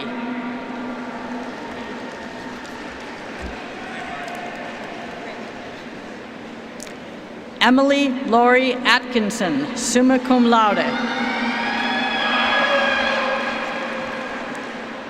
Brandon Michael Julian, magna cum laude. Molly L. Coolican, magna cum laude.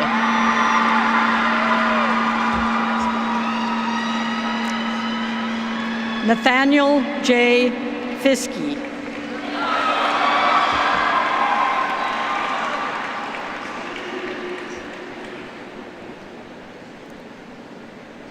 Leanne Allen.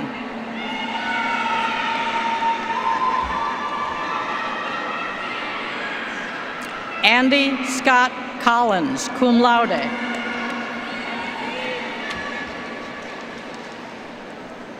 Elizabeth Jean Collins, summa cum laude.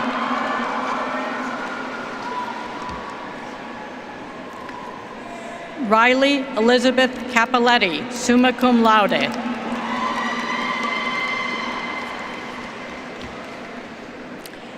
Catherine V. Margiata, summa cum laude.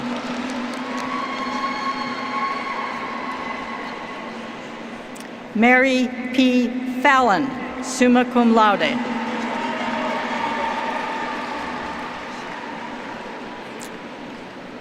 Morgan Knapp, magna cum laude.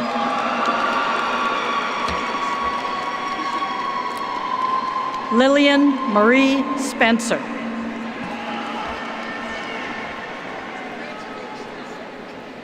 Macy M. Missigman.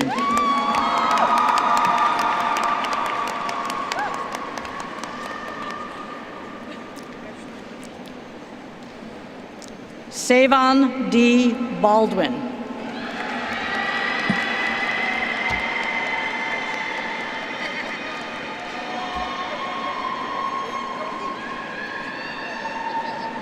Solomon Jackson.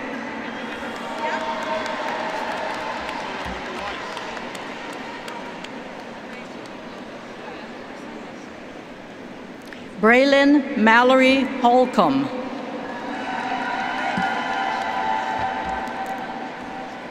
Julia Spratt.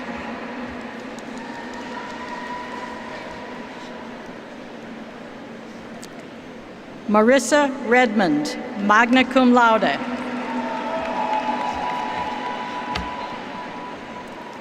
Cassie Renee Tinkler, summa cum laude.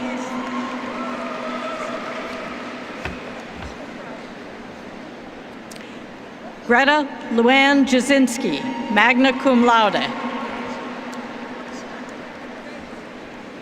Hannah R. Jasinski.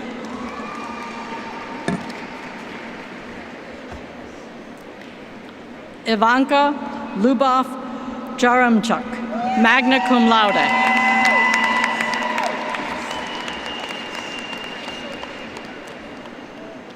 Catherine Muller, magna cum laude. Bethany Ann Madison.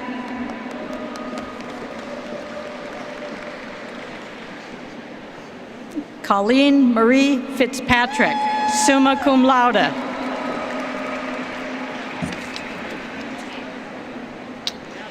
Tegan Bryn Shanahans, summa cum laude.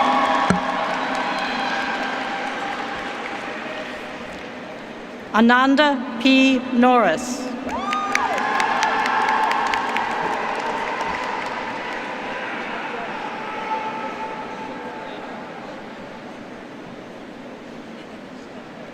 Lena Mora, cum laude.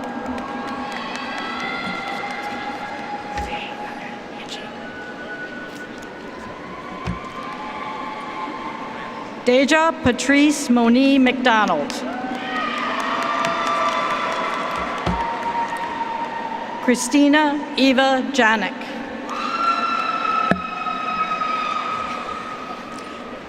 Okay. Kazi Golam Rahman, cum laude.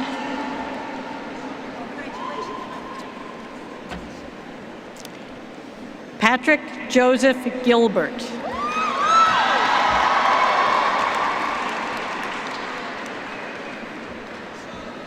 Sophia Jessica Marotti, magna cum laude.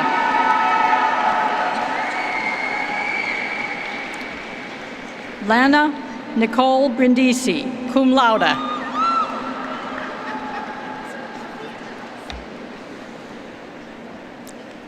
Sophia Renee Daniel, cum laude. Abigail Veronica Dapolito, cum laude. Daniel J. Millen, summa cum laude.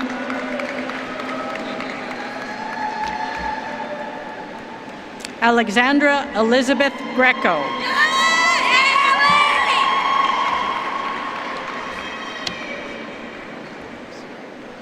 Alexis Rose Aquilino, summa cum laude. Katerina Nicole Fazil.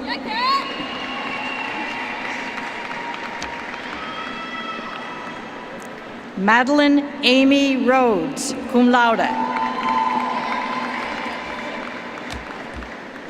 Ty D. Saita, summa cum laude.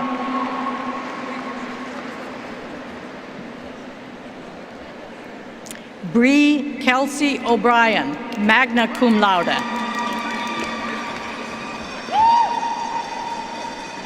Sarah Grace Britton.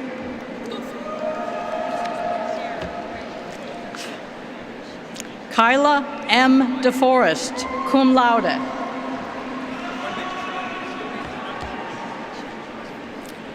Adriana Sandra Sugar.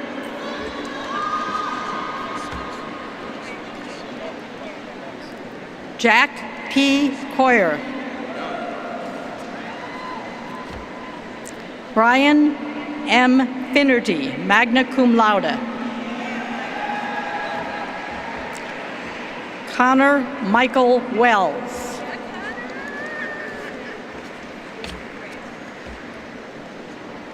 Hannah B. Sardino.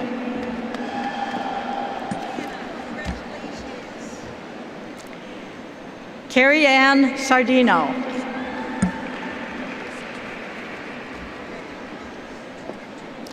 Callista J. Swan.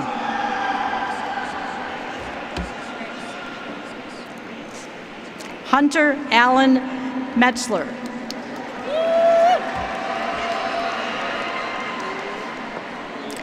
Andrew R. Sheffer, magna cum laude.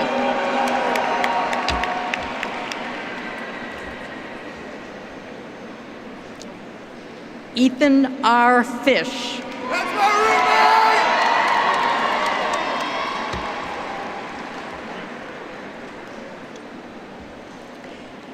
Brandon B. Barden, cum laude.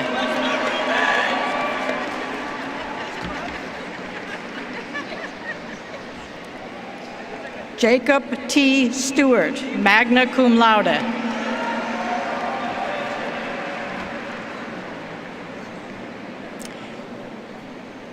Brandon M. Rawson, magna cum laude.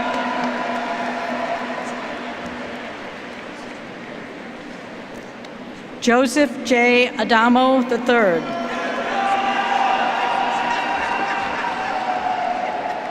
Marcella Rose Christensen, cum laude.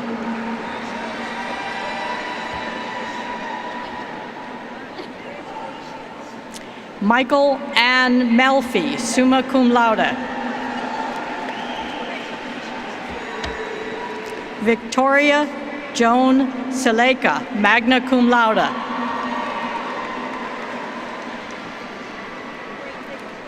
Megan E. McKean, cum laude.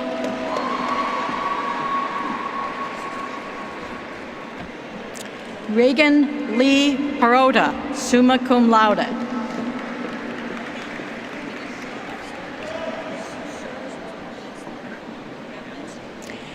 Paige Marie Russell.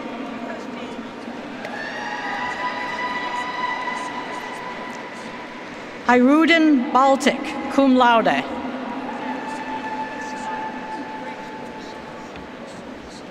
Tyrese T. Watson, cum laude.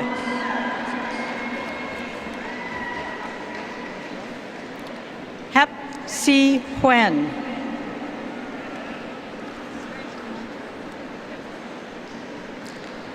Sedine D. Scott.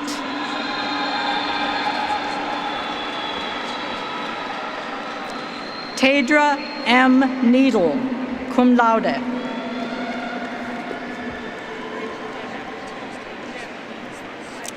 Grace L. Walker, magna cum laude.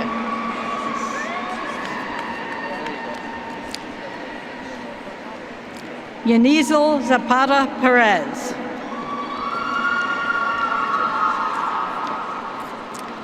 Colin Patrick Corey, magna cum laude. Nancy Lizette Becerra Martinez.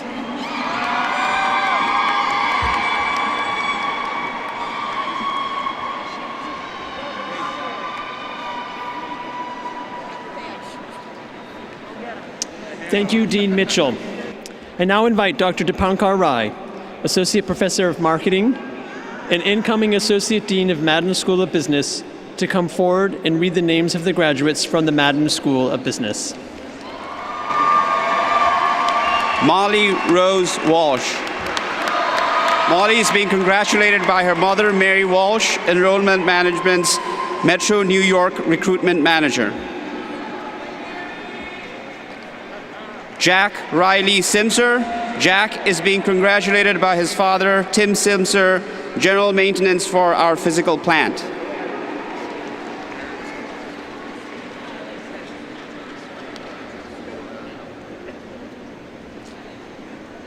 Brittany J. Florence, cum laude.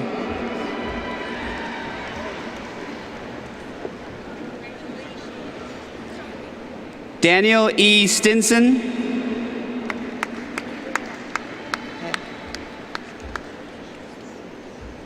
Jan M. Schmidt, summa cum laude.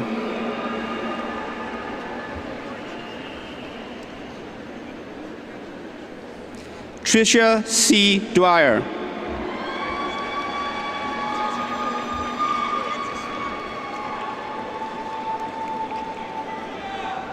Nazik L. Moore.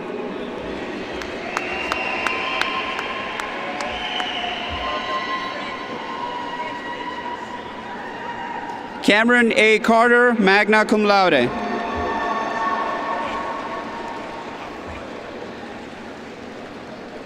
Christian P. Lisea.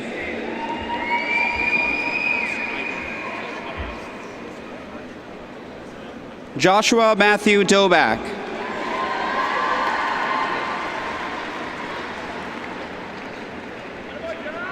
Tom Hen, magna cum laude.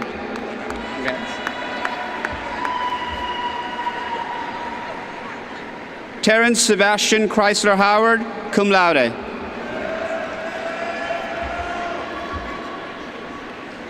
Joseph J. Perla, summa cum laude.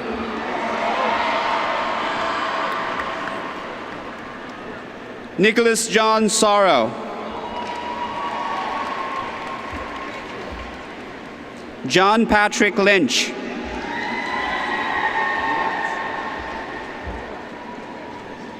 Madeline S. Hall, summa cum laude.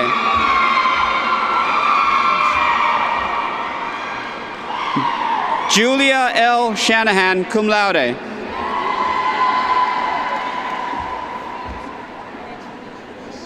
Sydney Marie Herrick, magna cum laude.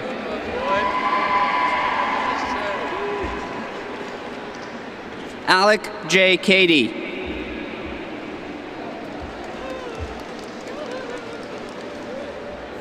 Benjamin David Burrows.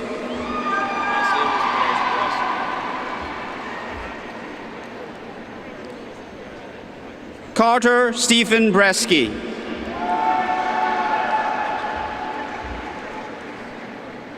Hannah M. Eli.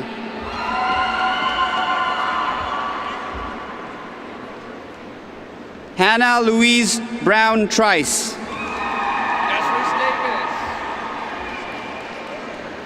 Reese Elizabeth Davis.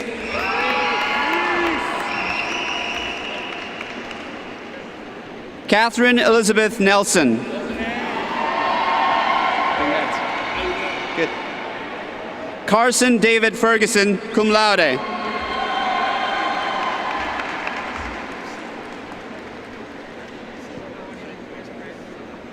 Mark F. Novak.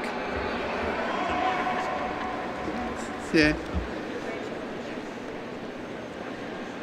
Carter J. Gray, cum laude.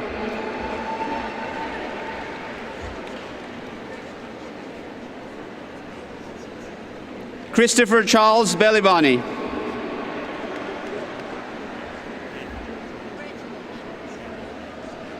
Riley M. Quirk.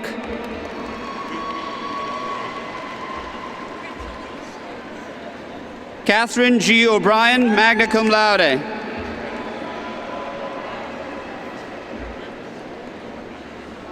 Lamia Curso.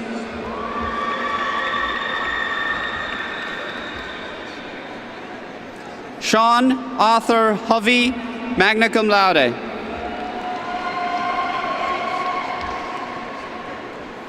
Lucy Rochelle Herseg, cum laude. Jacob M. Mazer, magna cum laude. Andrew Lawrence Carroll.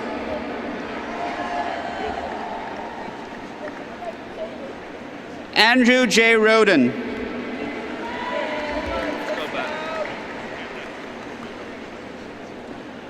Benjamin Sisko. Hi, Jason. At least you can say my name.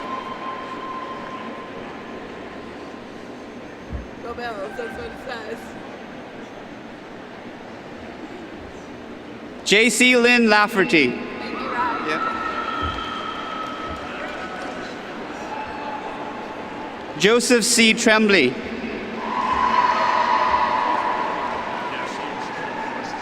Alex J. Turzin, cum laude.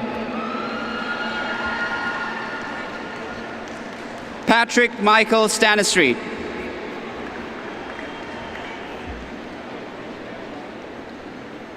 Michael A. Brusgulis.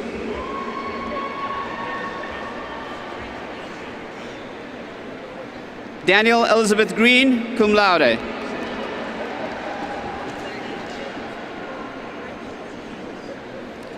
Jacob H. Marconi, magna cum laude.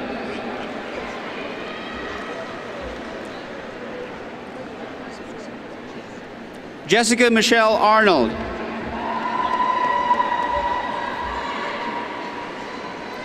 Brooke Ann Fernandez, cum laude.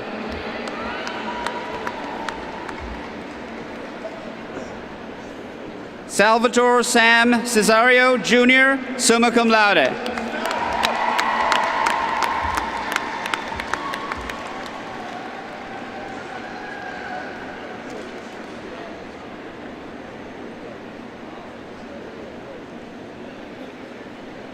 Allison Ray Hall, cum laude.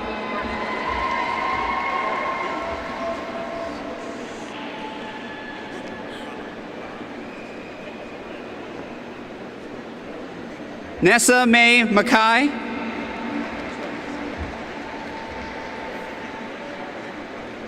Jennifer Marie Johnston.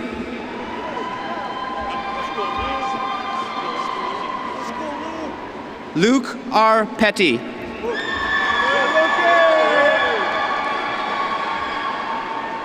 Chelsea Ann Carr.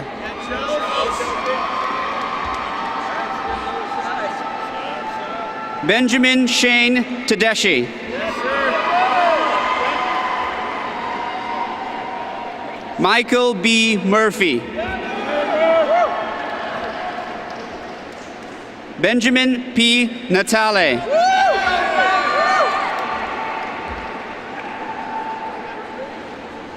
Riley W. Johnson.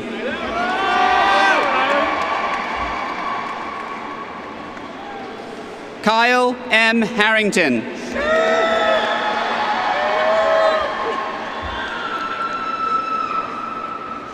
Jesse Preston Farley, cum laude.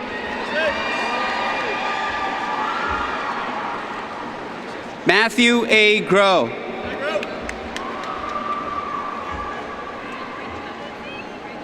George N. Coons.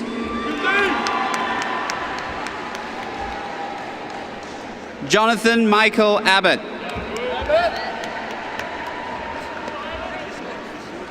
Anthony J. Pauley.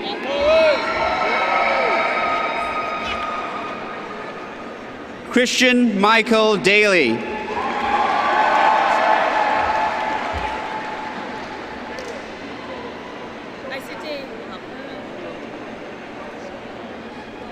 Katie Elizabeth Barnes.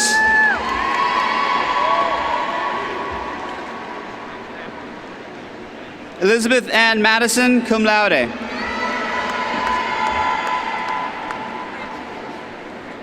Alexa Rose Mooney.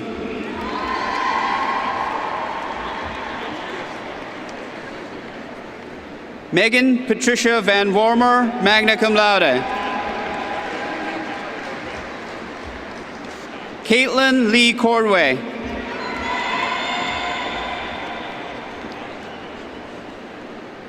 Paul Anthony Stannard.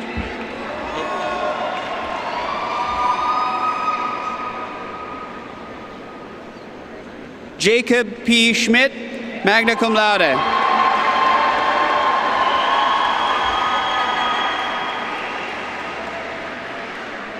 Sydney Elise Cavanis.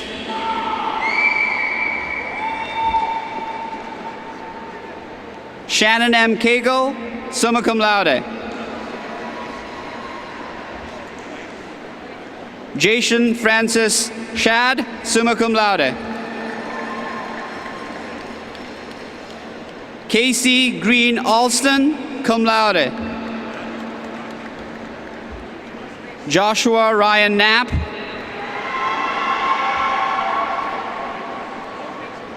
Omar Obadi. John A. Harris.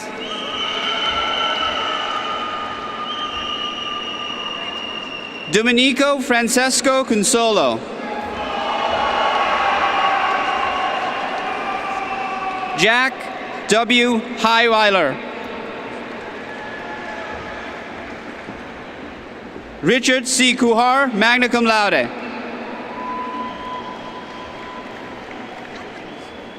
Connor F. Bennett.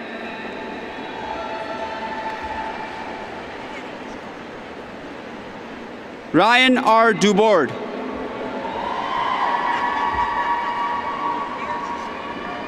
Joseph Paul Hefner.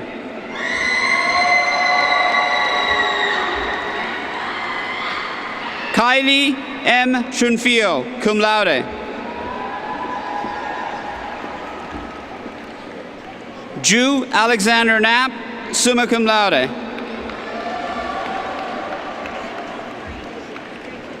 Elizabeth M. Page.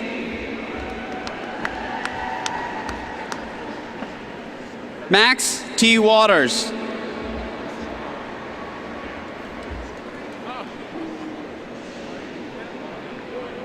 Daratu Abubakar.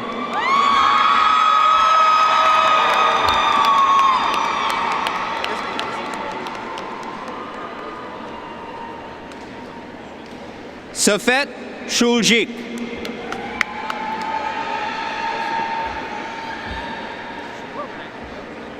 Mirza Ibrahimovic, cum laude. Nicholas Davis.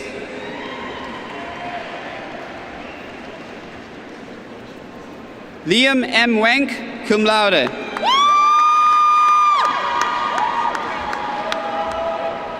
Kelsey Lynn Chrysler.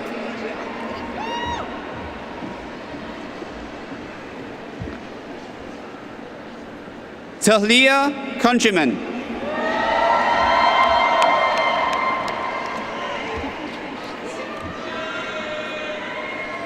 Genesis Guananga.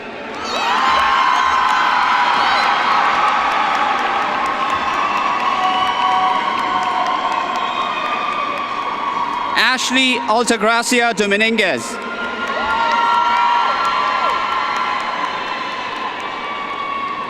Ilyasa Long Hamilton, cum laude.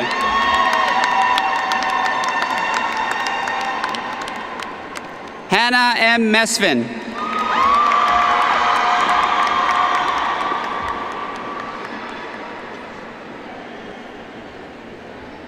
Kyle Patrick Van Connet.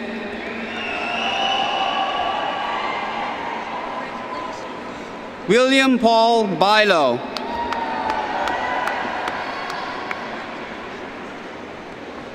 Emily Elizabeth Solger.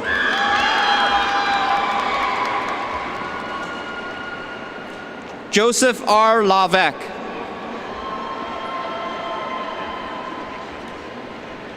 Michael Richard Jarvie, cum laude. Andralis Romaldo Luciano.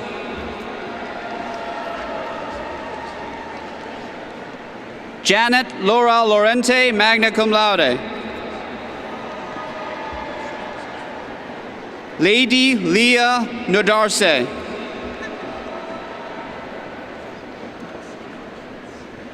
Alexis Melina Dardaris.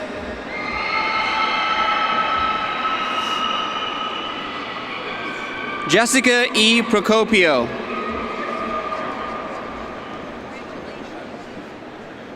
Emma Lee Correll Yunker.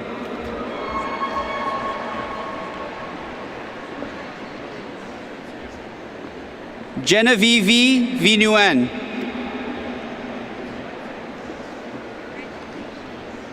Samuel R. Salupo, magna cum laude. Emily B. Mozak.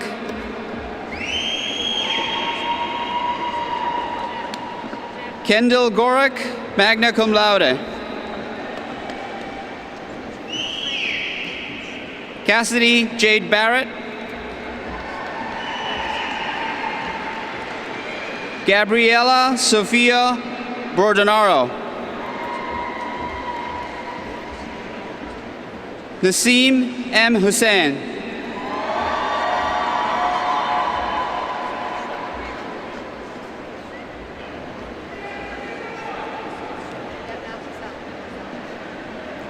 Thank you, Dr. Rye.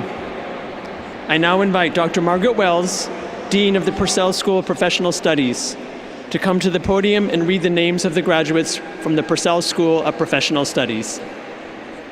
Elise Elizabeth Baker, cum laude. Elise is being congratulated by her mother, Janine Baker, Erie 21 Administrative Assistant. Victoria Abigail Selden, magna cum laude. Brianna L. Vandermark, cum laude. Elizabeth F. Lanny. Gabrielle J. Wetzelberg, cum laude. Riley Brown. Kate A. Scarcone, cum laude. Rachel E. Miller, magna cum laude.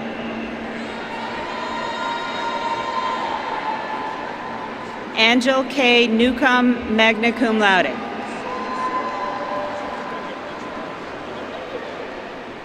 William Roland Santos II, cum laude. Kendra Johannes.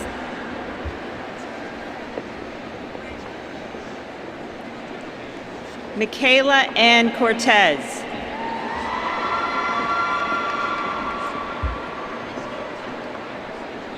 Emily Page Boston.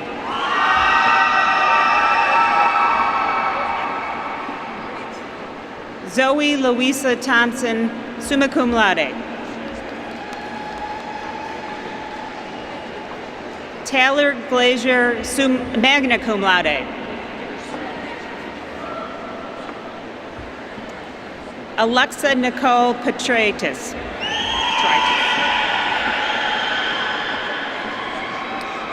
Catherine A. Foster.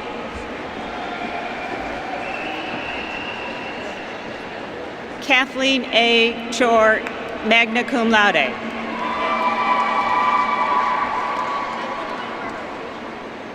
Kaylee Sky McLean, magna cum laude.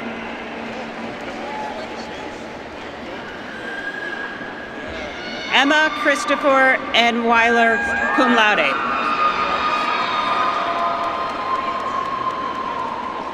Alexandra Hope Scarfone, magna cum laude.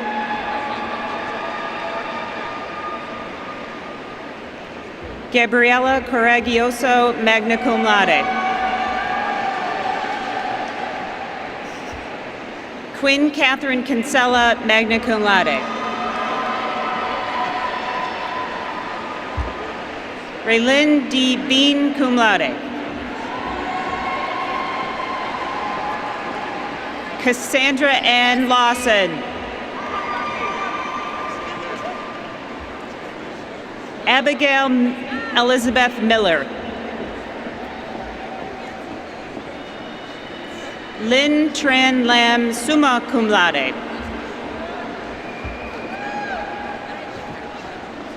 Emily O. Levitsky, cum laude.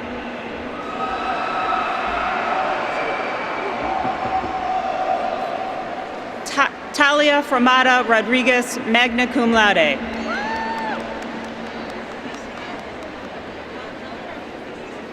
Erica Lee Monaco, summa cum laude.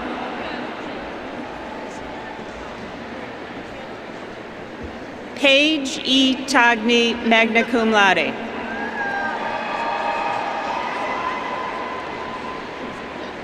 Rachel L. Ruffalo.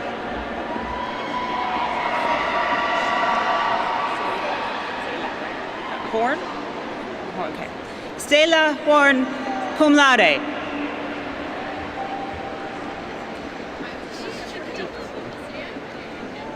Leah Marie Diefendorf, magna cum laude.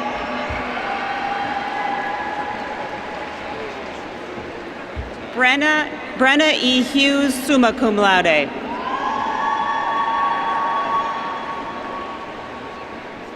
Hannah C. Rosselli, cum laude. Alyssa Lynn Bates, cum laude.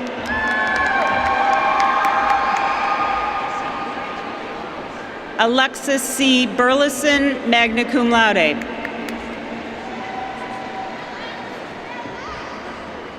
Jillian Allen, magna cum laude. Julia Christina Shug, magna cum laude.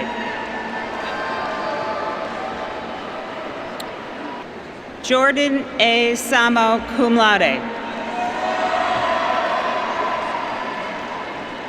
Jessica Ann Owlett, summa cum laude. Zachary R. Medeo, cum laude. Luke Aaron Freeman, summa cum laude. Bridget M. Walsh, cum laude. Brianna N. Loretti, cum laude. Mackenzie M. Conklin, cum laude. Mitchell Keegan Root. Alisa Seda Makloff, cum laude. Alexa Lynn Reitz, cum laude. Julia Katharina Mortes, magna cum laude. Layla Nukisik.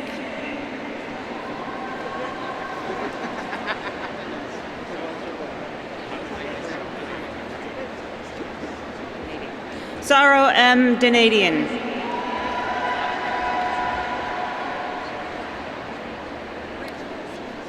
Joshua L. O'Reilly.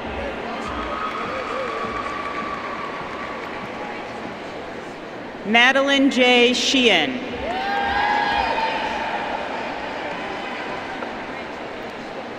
Javada Schmagic.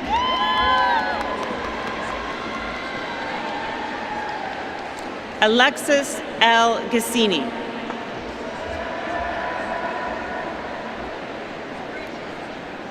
Megan Kathleen Gallagher, magna cum laude. Dominic Lorimi Michael Amin. Dominic is being congratulated by his uncle, Dr. Darius Makuja, Associate Professor of Religious Studies.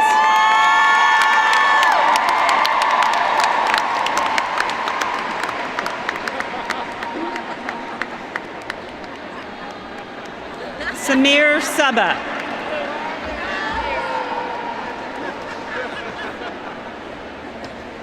Adina Selimovic, cum laude.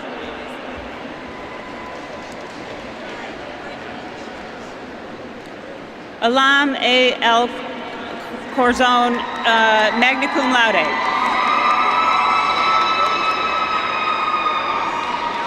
Trinity S. Supra.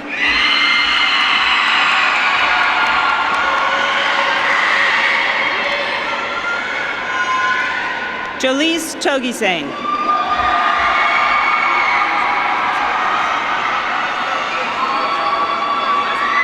Allison M. Zell, magna cum laude.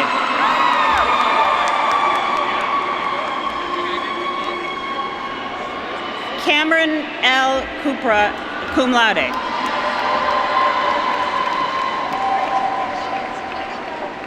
Fallon C. Esposito. Fallon is being congratulated by her father, Bill Esposito, Lemoyne Security.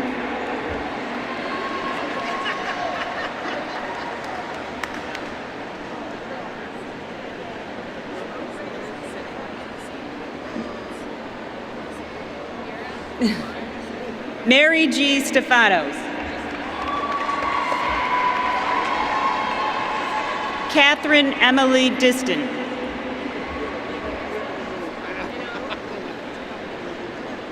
Caitlin Ann Frame.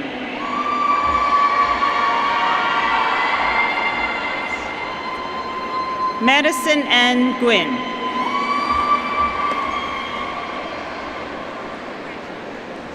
Last but not least, Sophia Josephine Roberts.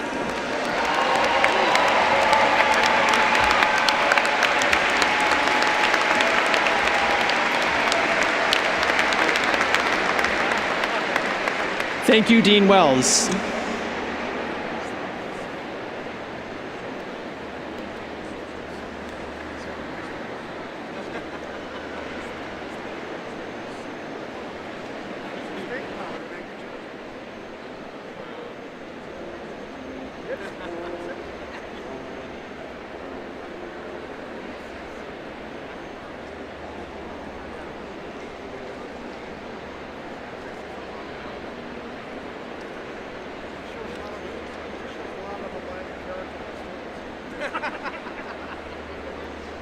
My friends, I present to you the graduates of the Lemoyne College class of 2020.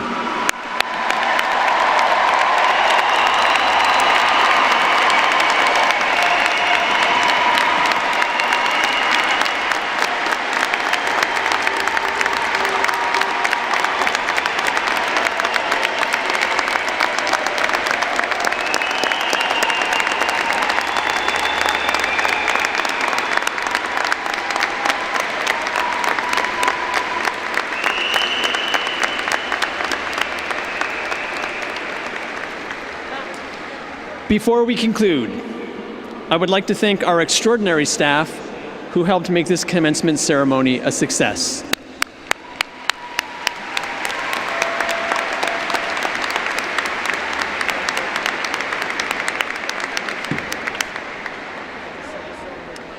Following the ceremony, we ask that our guests remain in their places until the platform party, the faculty, and all of the graduates have left the commencement site. Will all who are able to please rise? Our benediction will be offered by the Reverend Donald Kirby of the Society of Jesus, Superior of the Lemoyne College Jesuit Community. Following the benediction, the Lemoyne College Choir and Ensemble will lead us in the singing of the Alma Mater.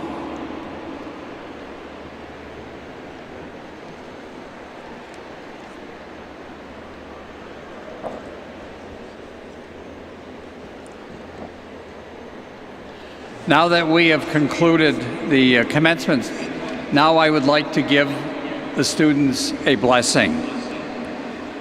I know that among you there are young Catholics, Christians, those of other religious traditions, and even some agnostics. Therefore, I will give the blessing to everyone, and I will ask God to bless the seed of restlessness that is in your heart. So let us bow our heads and pray.